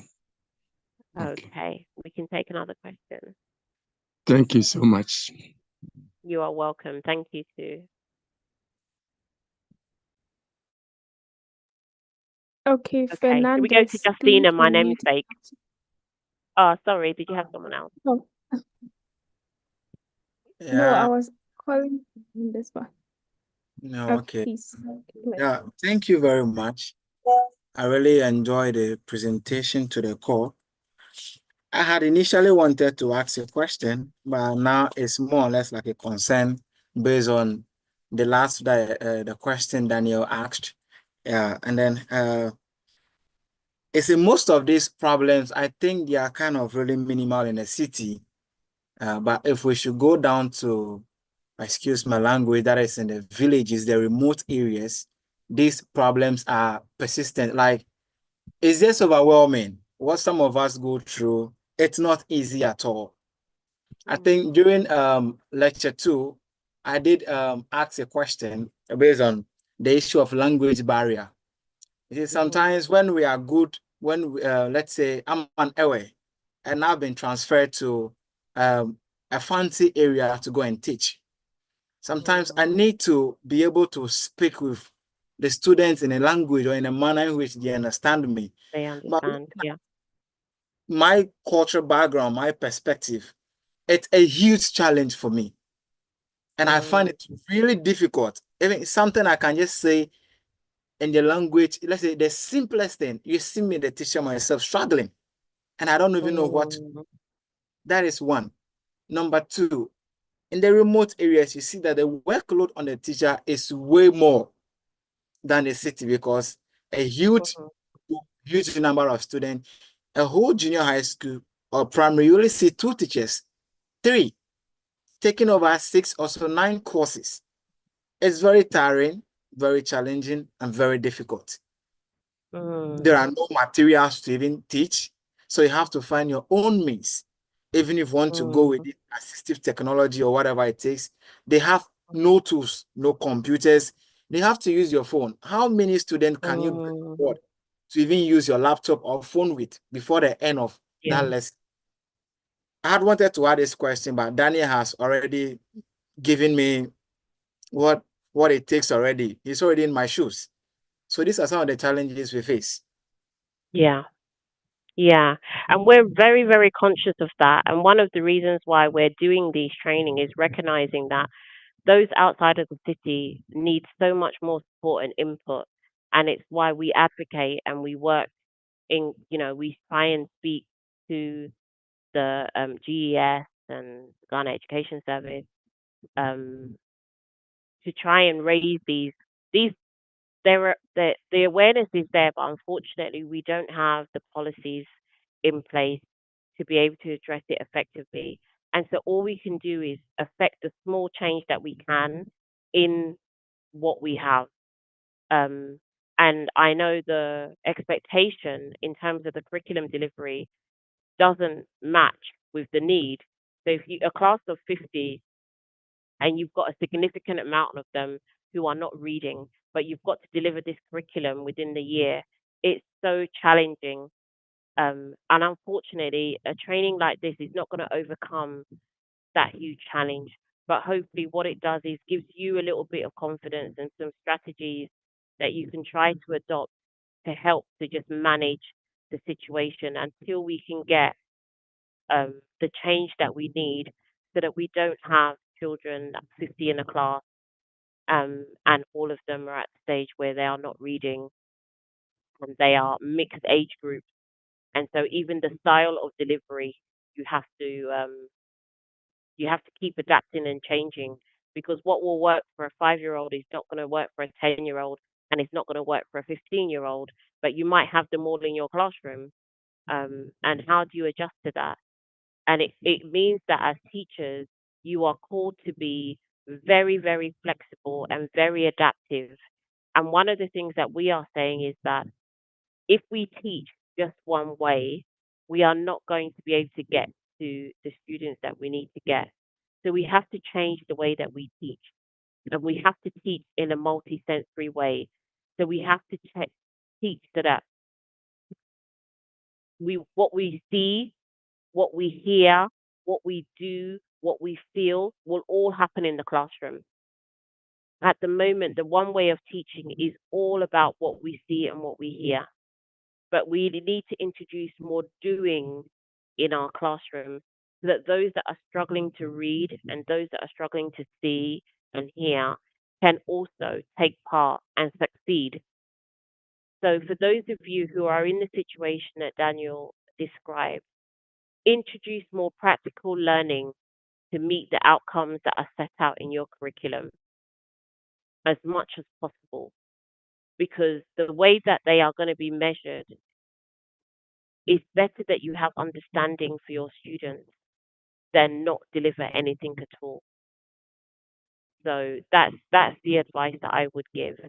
But Daniel, please could you put in the chat or send me a direct message or Precious a direct message to let us know where your school is so we can look and see.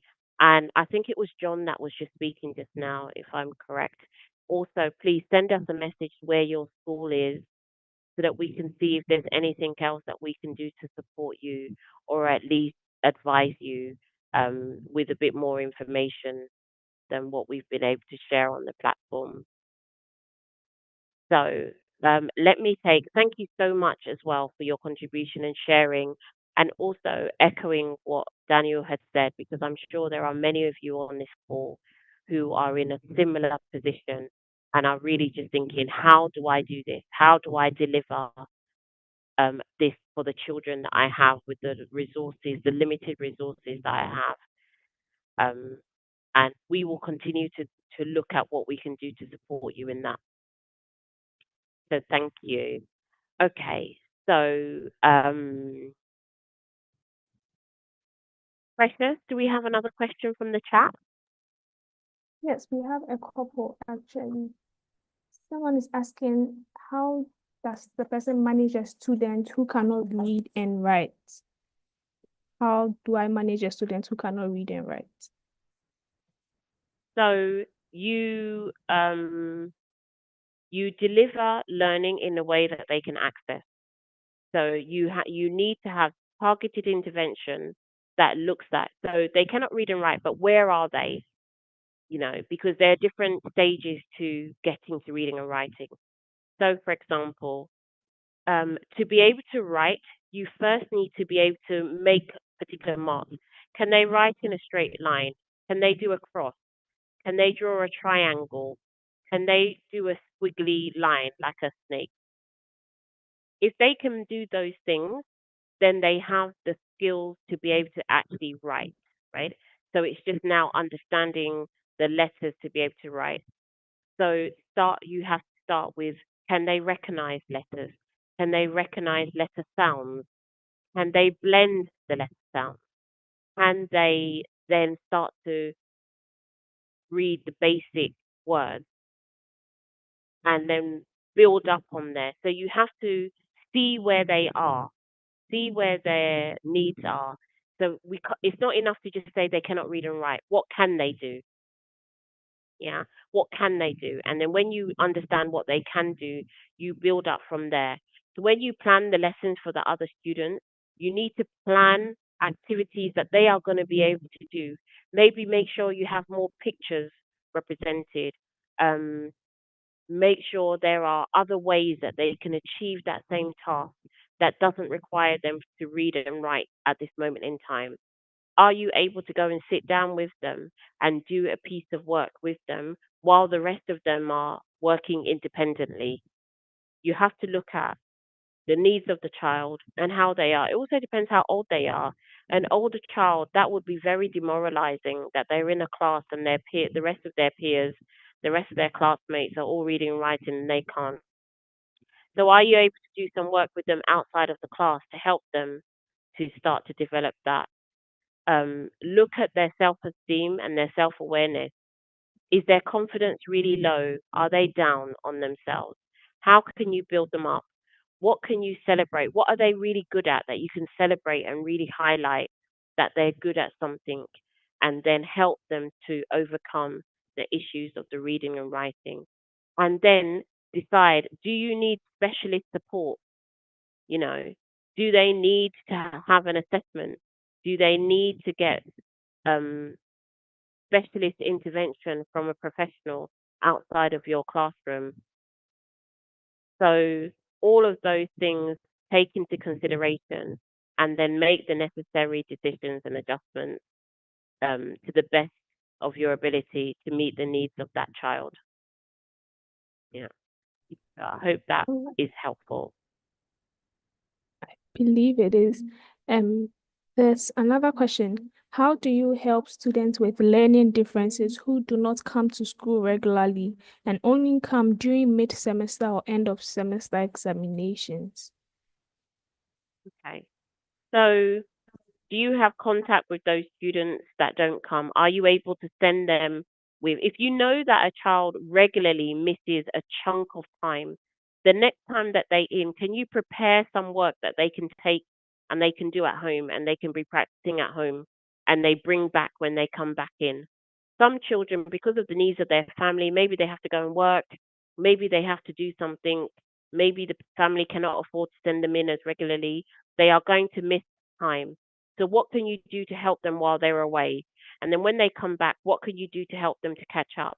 Can you do something in the morning with them during break, during lunch, after school? What can you contribute towards their learning outside of them being in the school building? And whatever you can do, offer it to them to help them to catch up. And if you can't do any of those things, then when they arrive, you have to be able to just meet them where they are and teach them where they are and give them enough for the time that they're with you until they return back. Yeah. Right, thank you. So I think we Okay. had a question from Justina. Pardon? So there's a Justina who has raised her hand. Yes, Justina Nana Mensa. My namesake. Hello, Justina. Please unmute yourself and ask your question. Hello, good evening, everyone. I must say, Good evening. I'm very glad to be associated with this forum. Ever since I joined, I've really learned a lot from this group. My worry is there is this learner who was admitted in our school, and I happened to be his first teacher. When he came, after some few weeks, I noticed some behaviors about him. So quickly, I informed my superior, and we had to invite the parents. But no amount of the observations that the parents believed. So we came to a conclusion that whenever the child exhibits those behaviors, we are going to take a video of the boy. So one day, we realized when he came to school, he took off the shoes and then started chewing the socks. He was under my table, shouting, flapping the hands. So I went back to my principal, and this time we took some video. So when the parents came and we told them, they said they were taking the boy to see a pediatrician. But with my little knowledge in special education, I advised that the boy be taken to the assessment center for proper diagnosis. I can't tell whether they did or they did not. School vacated and we resumed, only for us to be told by the father that they took the boy somewhere and it has been diagnosed that he has autism. So he's on the spectrum. Now, because of the way he is, all the classes that he went before he came to my class, he was not doing any academic work. All he does was scribbling. So with my little knowledge, I took a personal interest in the boy. And now I've gotten him some books. He can write within the red and blue lines. And I've introduced the Jolly Phonics with him. But because of the way he is, we are doing one sound for 2 days. So between January, when school resumed, January till now, he's been able to notice S, in, am, on. And I'm trying to put them in a sentence form. Now, I want to know if I should go on that pace, or because he's getting it, I should speed up with him. Okay. So if you're making progress and he's enjoying the time he's learning with you and he's making progress, then keep going. What you don't want to do is you don't want to bring a sudden change and speed it up and disrupt his learning. Because one thing about children on the spectrum is consistency is key. And so it's really important that even if you are going to bring about a change, it's a gradual change. So I would say to you, if what you are doing is working and he's making progress, then keep doing it. And only change if you need to change. Because I imagine that what you're doing, you will slowly increase. Sorry, I got distracted by a comment. You will slowly increase the demands that you're placing on him in terms of his learning slowly as you move on, because you're going to be extending his learning and offering some stretch. But don't just suddenly change the pace and increase it and add more, because you could create anxiety and you could undo all the good work that you've done. So I would say keep doing what you're doing until you see signs from him that what you're doing is not enough. And those signs would be like maybe he's more agitated, he's not as focused, he's not engaged, he's walking away from you, he's starting to show that he needs more sensory input. Then you can review that and assess that actually maybe we're not meeting the needs anymore. So what do we need to change? What do we need to add or take away? But keep up the great work. Well done. And well done for being open enough to look at, okay, what else can I do? What do I need to do? And how can I adapt my teaching to support this young person? So that's great. Thank you so much for sharing that with us, Justina. Okay. All right, Let's Mr. go to John Boabin Jamara. Please, can you unmute and ask your question? Yeah, good evening. Good evening. Please, can you hear me? Yes, I can Yeah, hear you. Miss Justina, I'm Hi. much excited.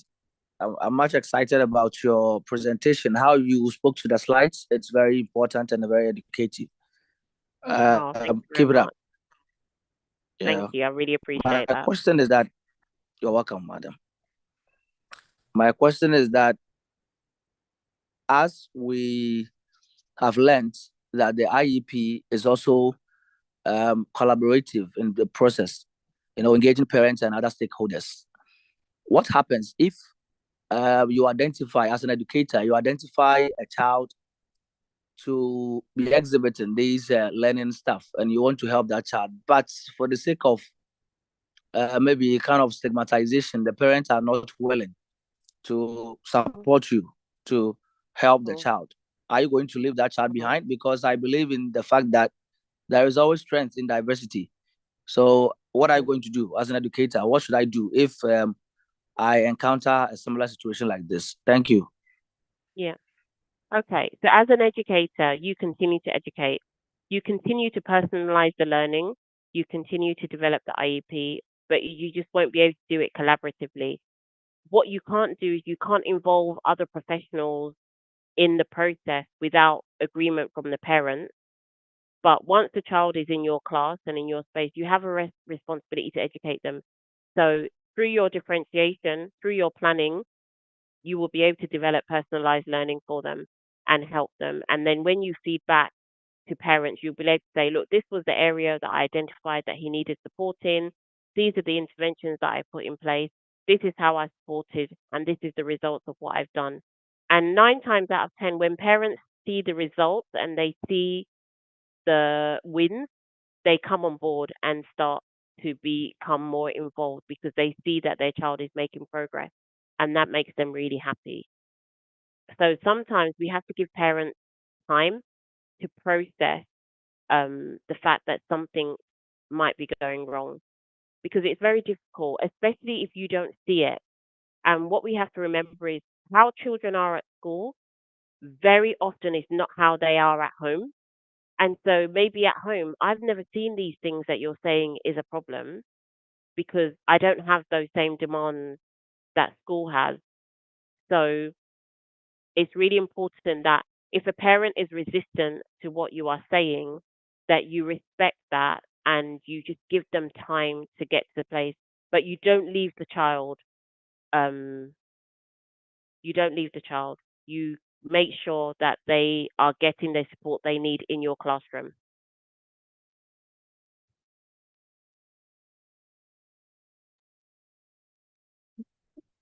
Yeah, so Thank you. We take some another questions in question. the chat. Okay.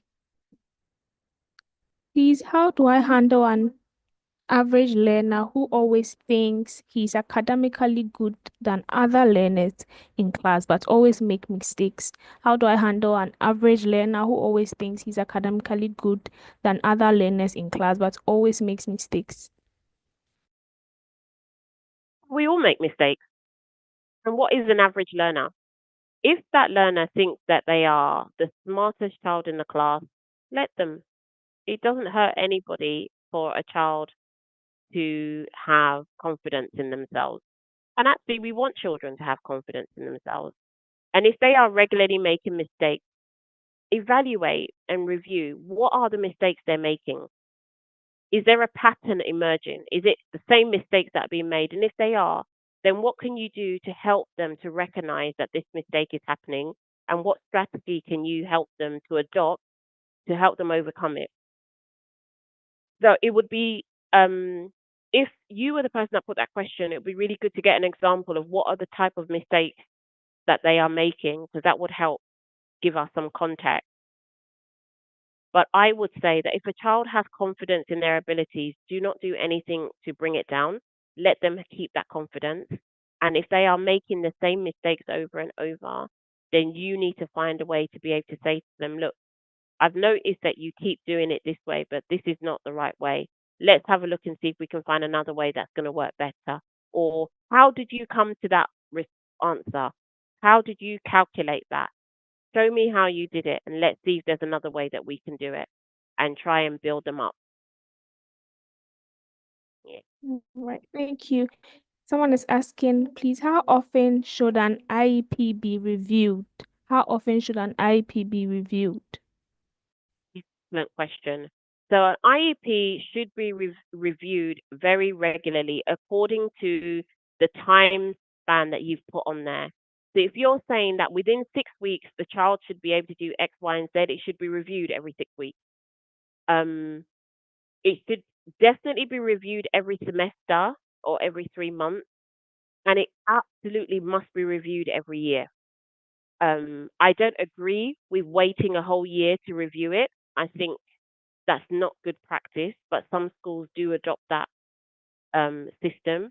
So I believe it should be reviewed at least every semester or term, whatever you do, or every 12 weeks or every 3 months, whichever of them fits more closely with your school calendar. But it should be reviewed regularly. All right. Fiti Leonardo, please can you unmute and ask your question?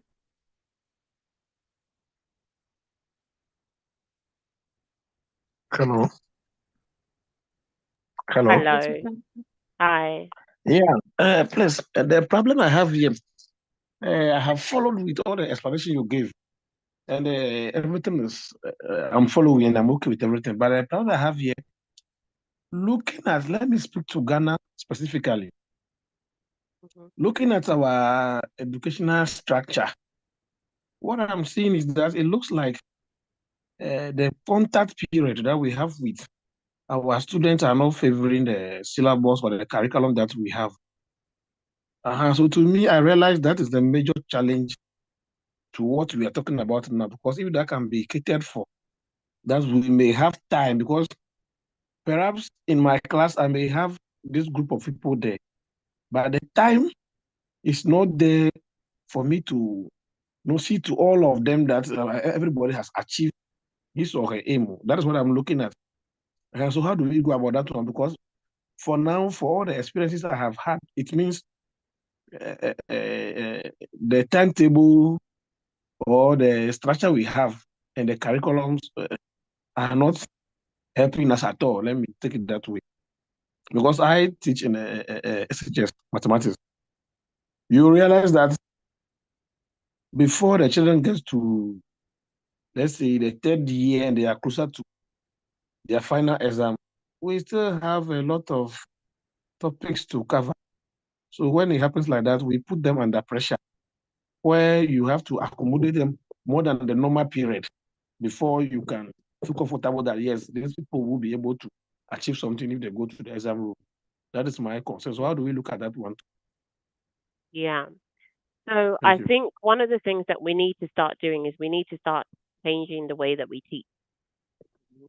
And so instead of teaching for children to gather lots of knowledge, we need to teach children skills that they're able to independently learn. So in my classroom, I really foster the skill of investigation, skill of curiosity, the skill of critical thinking. And it means that instead of teaching um, a huge amount of information, I can teach those skills and I can give the student information and they can go and do the heavy work of analyzing, evaluating, reviewing. Now, if we are able to teach, so if we take the youngest children, if we are able to teach curiosity and they're able to ask the questions, why does this happen? How does this happen? Where does this happen? What does this do? Even through those conversations, they are learning. And so then I don't have to teach them a whole book because they are learning. You move it on to older children. If we're able to teach them critical thinking and the art of questioning, again, I don't have to teach them a whole dense amount of information. I can task them with the job of actually going and investigating, analyzing. Children can learn as much from a class where you are debating as they can from a class where you are dictating information that they now have to put down in their jotter. And when they go home, they're now going to read, they're now going to do their research, they're now going to do their investigation. So I think we spend a lot of time getting children to copy information into their jotter but we don't spend as much time getting them to understand what that information is and how to use that information effectively. But what I'm suggesting is something that's going to take a long time to come, because we have a particular way that we've been taught to teach, and you're not going to be just overnight be able to teach in a different way. But until we change how we teach, we are going to continue to have that burden of the workload in how much we have to complete in the curriculum and the time that we have to complete it, and they don't align. And it's not a problem just in Ghana. In the UK, we have the same issue as well. There is so much that we need to teach and not enough time. If children are sick, if school is closed for any reason, if teachers are sick, if the children are not able to learn at the pace that the government thinks that they can learn, we don't. You know, I've had years of teaching where what I should have taught in the curriculum for the year, um, I haven't been able to do. It's taken me a whole year to teach what I should have just taught in semester one, because the level of need that my children displayed meant that I couldn't move at the pace that I should have done. So I wasn't able to teach the whole year's curriculum. I could only teach a semester. And sometimes that's not our fault. It's not because we're bad teachers. It's because we need to meet the needs of the children that are in our classrooms and in front of us. So my answer to that is we need to change the way we teach. But I acknowledge that that's not something that's going to happen very quickly or overnight. And it's something that we need to look more into and start to look at how we can do that. Right. Oh, Suhili. Nyamiche, sorry, Precious. Can we go to Nyamiche? They've had their hands up for a while and haven't been called. So Nyamiche, please unmute yourself and ask your question. Apologies that we didn't see your hand up. I hope I said your name correctly as well. Yeah, I think the name is correct, but I can't see Nyamiche's hand is not up. Ah, okay. So let's go to the next person then until Nyamiche is ready.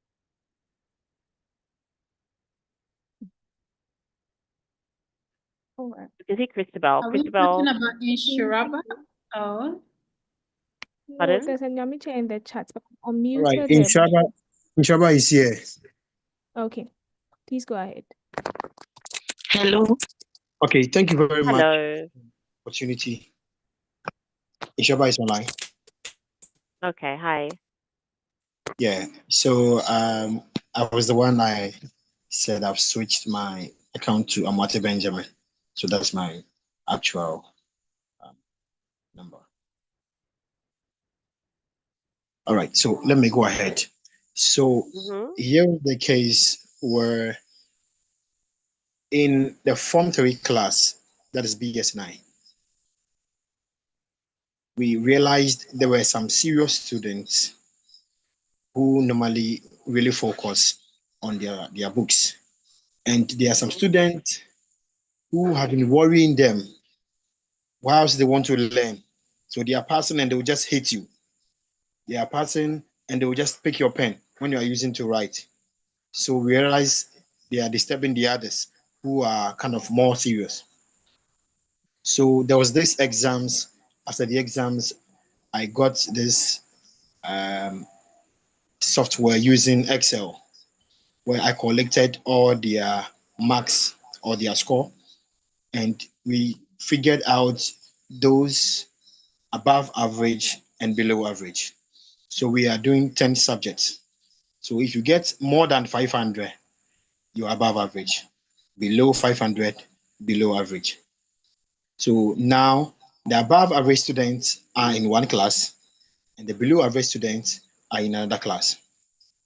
So what is happening now is we are challenging those who are above average, giving them more exercise to let them push harder. Then we are taking our time for the below average students, getting in strategies or pedagogies to let them understand some concepts in whatever we are teaching, being it English, math, science. I'm teaching computing.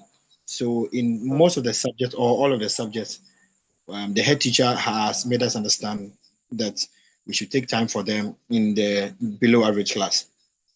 Now, when you go to the below average class, some people are really trying, and then they even tell some of the teachers that, say, the next time I'll find myself in the next class because I want to be there. That is trying to challenge him or herself. Right. But there are some people that are not really, how do I put it? It's like they are not aware of where they are. That I should really come out of my comfort zone and try harder. Other than that, they will be playing with or kidding with everything you teach in class. Sometimes it's irritating, but teachers have to relax, give them more ideas, strategies. Like you mentioned, the play-based learning, more activities, and all that. So this is what uh, my teachers or my colleagues are doing. So that particular class, what is a below average class, we are trying our best to let them get things well. And those who are not really getting or figuring it out, is there any strategy or pedagogy or anything to help them to let them know that this is where they are and they really need to push it? I don't know if there are other strategies because I've come across PBL, which is play-based learning, activity-based learning, and other stuff. Yeah. So if there are other ideas, please, I wish to get. I will let my head teacher know. Then other colleagues also know on the staff. Thank you very much. No problem. Okay. So one of the things that I would say is that I would ask the question why. Why are you seeing the behaviors you're seeing? What is causing the behaviors from those particular children? And you might find that if you do closer investigation, there might be barriers to learning and they are masking. We call it masking. When they learn how to behave a particular way to hide what the real issue is happening. So look at why.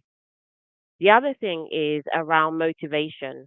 Now, if I'm in a school and I'm in a class and my colleagues are in another class and that class is the class that gets praised, they get told that they're doing really well, they are the above average, they're doing great. I'm not going to be feeling very confident about what I can do if I can't be as good as them. So it might be that you might need to look at the language that you use to describe the children and whether or not the children have been able to work out that we are in the dumb class and they are in the clever class. Because if that be the case, that also is going to affect their confidence. How do you get them to want to achieve more?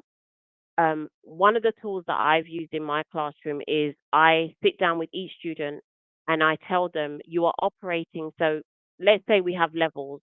Level 1 is the top, level 3 is the bottom. And I say, right, you are at level 3 and I would like you to get to level 2. So by the end of this school year, we want you to be at level 2. And you have it in the front of their book. The only people that know that it's there is you and them. I don't agree with putting it up on the classroom walls so that everybody knows where they are. So you give them personal goals that they're working towards, and then you give them work that help them to achieve that goal. When you mark their work, you give them feedback that help them to do better. And so slowly through reinforcement, you start to build their confidence and you start to give them a desire to achieve and to do better. But the only way to do that is if you're able to make sure that all of your language across the school is one of building up positivity, praise, empowering. Because if you build up their self esteem and you build up their self awareness to be positive, they are going to want to try. But if they are made to feel that they are failing and they are not good enough, then they will not try. So I think it's twofold. Find out why the behaviors are happening. What does it tell you? Is there an underlying need that's not being met? And two, find a way to be able to create individual goals for them, that they know what they're working towards, what their levels are now, what their levels should be, or what they want their levels to be, and then help them to achieve that. So I can't believe the time has gone so quickly. We are actually coming to the end, and unfortunately, we're not going to be able to take any more questions. And I'm so sorry if we weren't able to get to your questions. Please do utilize the chat. And I've seen that your colleagues have also been really helpful and really giving information and insight into the questions that we have had. I want to thank you so much for your attentiveness and your engagement. Your questions, your comments have been so insightful. I've really enjoyed reading them. I'm going to hand it over to Precious, who's going to let you know what the code is so that you're able to mark your attendance. And I want to thank you so much for going on this journey with me to look at the emotional status of children with learning differences, individual education plans, how to create them and how to monitor them and how to support our learners in their classroom. Thank you so much and congratulations to you all. So I'll hand over to Precious now. Thank you so much, Ms. Justina.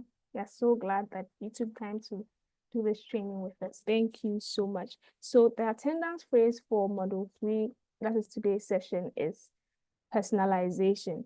So it's going to be in your chat, personalization, personalization, personalization. And the attendance link is also in your chat right now. So kindly tap on the link and fill the attendance. And please do so before Saturday, because it will be closed on Saturday and we need 100% attendance to give you a certificate. So please take note. Attendance phrase is personalization. Personalization.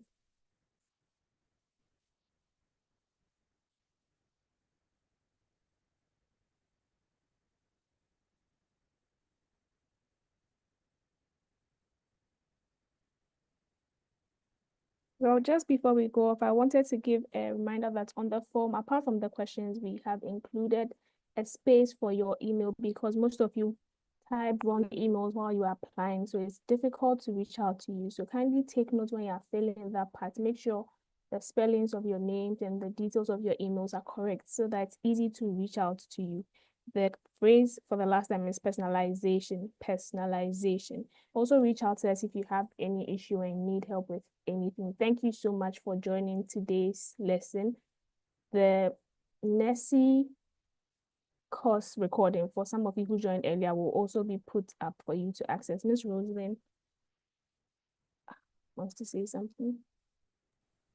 Thank you so much. I would like to say a very big thank you to all for tuning in for today's sessions. Please, if you have your colleagues who were selected for this program that were not here today, do encourage them to rewatch the recordings that we will be sharing, as you need 100% attendance and be able to answer the questions in the forms that we share very correct before you can get your certificate as well. And so do well and not miss the next sessions. We realize that there is a lot of questions that are coming up, a lot of hands are up, and we are not able to address them. But we will find a way to embed a Q&A, just a Q&A session in the calendar before we finish. And for those of you who are interested, you can tune in to come over here and ask questions. We'll do well to bring some of the facilitators here to address. For those of you who ask peculiar questions, I think Daniel, do get in touch with the team. Send us a WhatsApp message. Let us know where you are. Let's see what kind of materials we will be having available for you and see how we can support you and your learners over there. Tomorrow is Miss Justina's birthday. Her birthday is in a few hours. Happy birthday in advance. Happy birthday. Birthday in advance. Birthday to you. Birthday. Happy birthday to you. Birthday to you. so We are much. proud to have you. Happy birthday. Happy Birthday to you. Thank you so much. Birthday to you. to you. It's on Friday. Choristers, You know, you We are have so made us disappointed. all to be a great, great, What a great, real great, Ghana. great. Oh my Bless you. God goodness. bless you. Happy birthday. May God happy bless birthday. you. Make you Happy great. birthday. Happy birthday. Okay, May okay, you always guys. be praised. You should have waited and we say 1, 2, 3, then we sing happy birthday to the celebrant. So can we do 1, 2, 3? Happy Happy birthday birthday to to you. you. Happy Happy birthday to you. Happy birthday to you. Happy Happy birthday to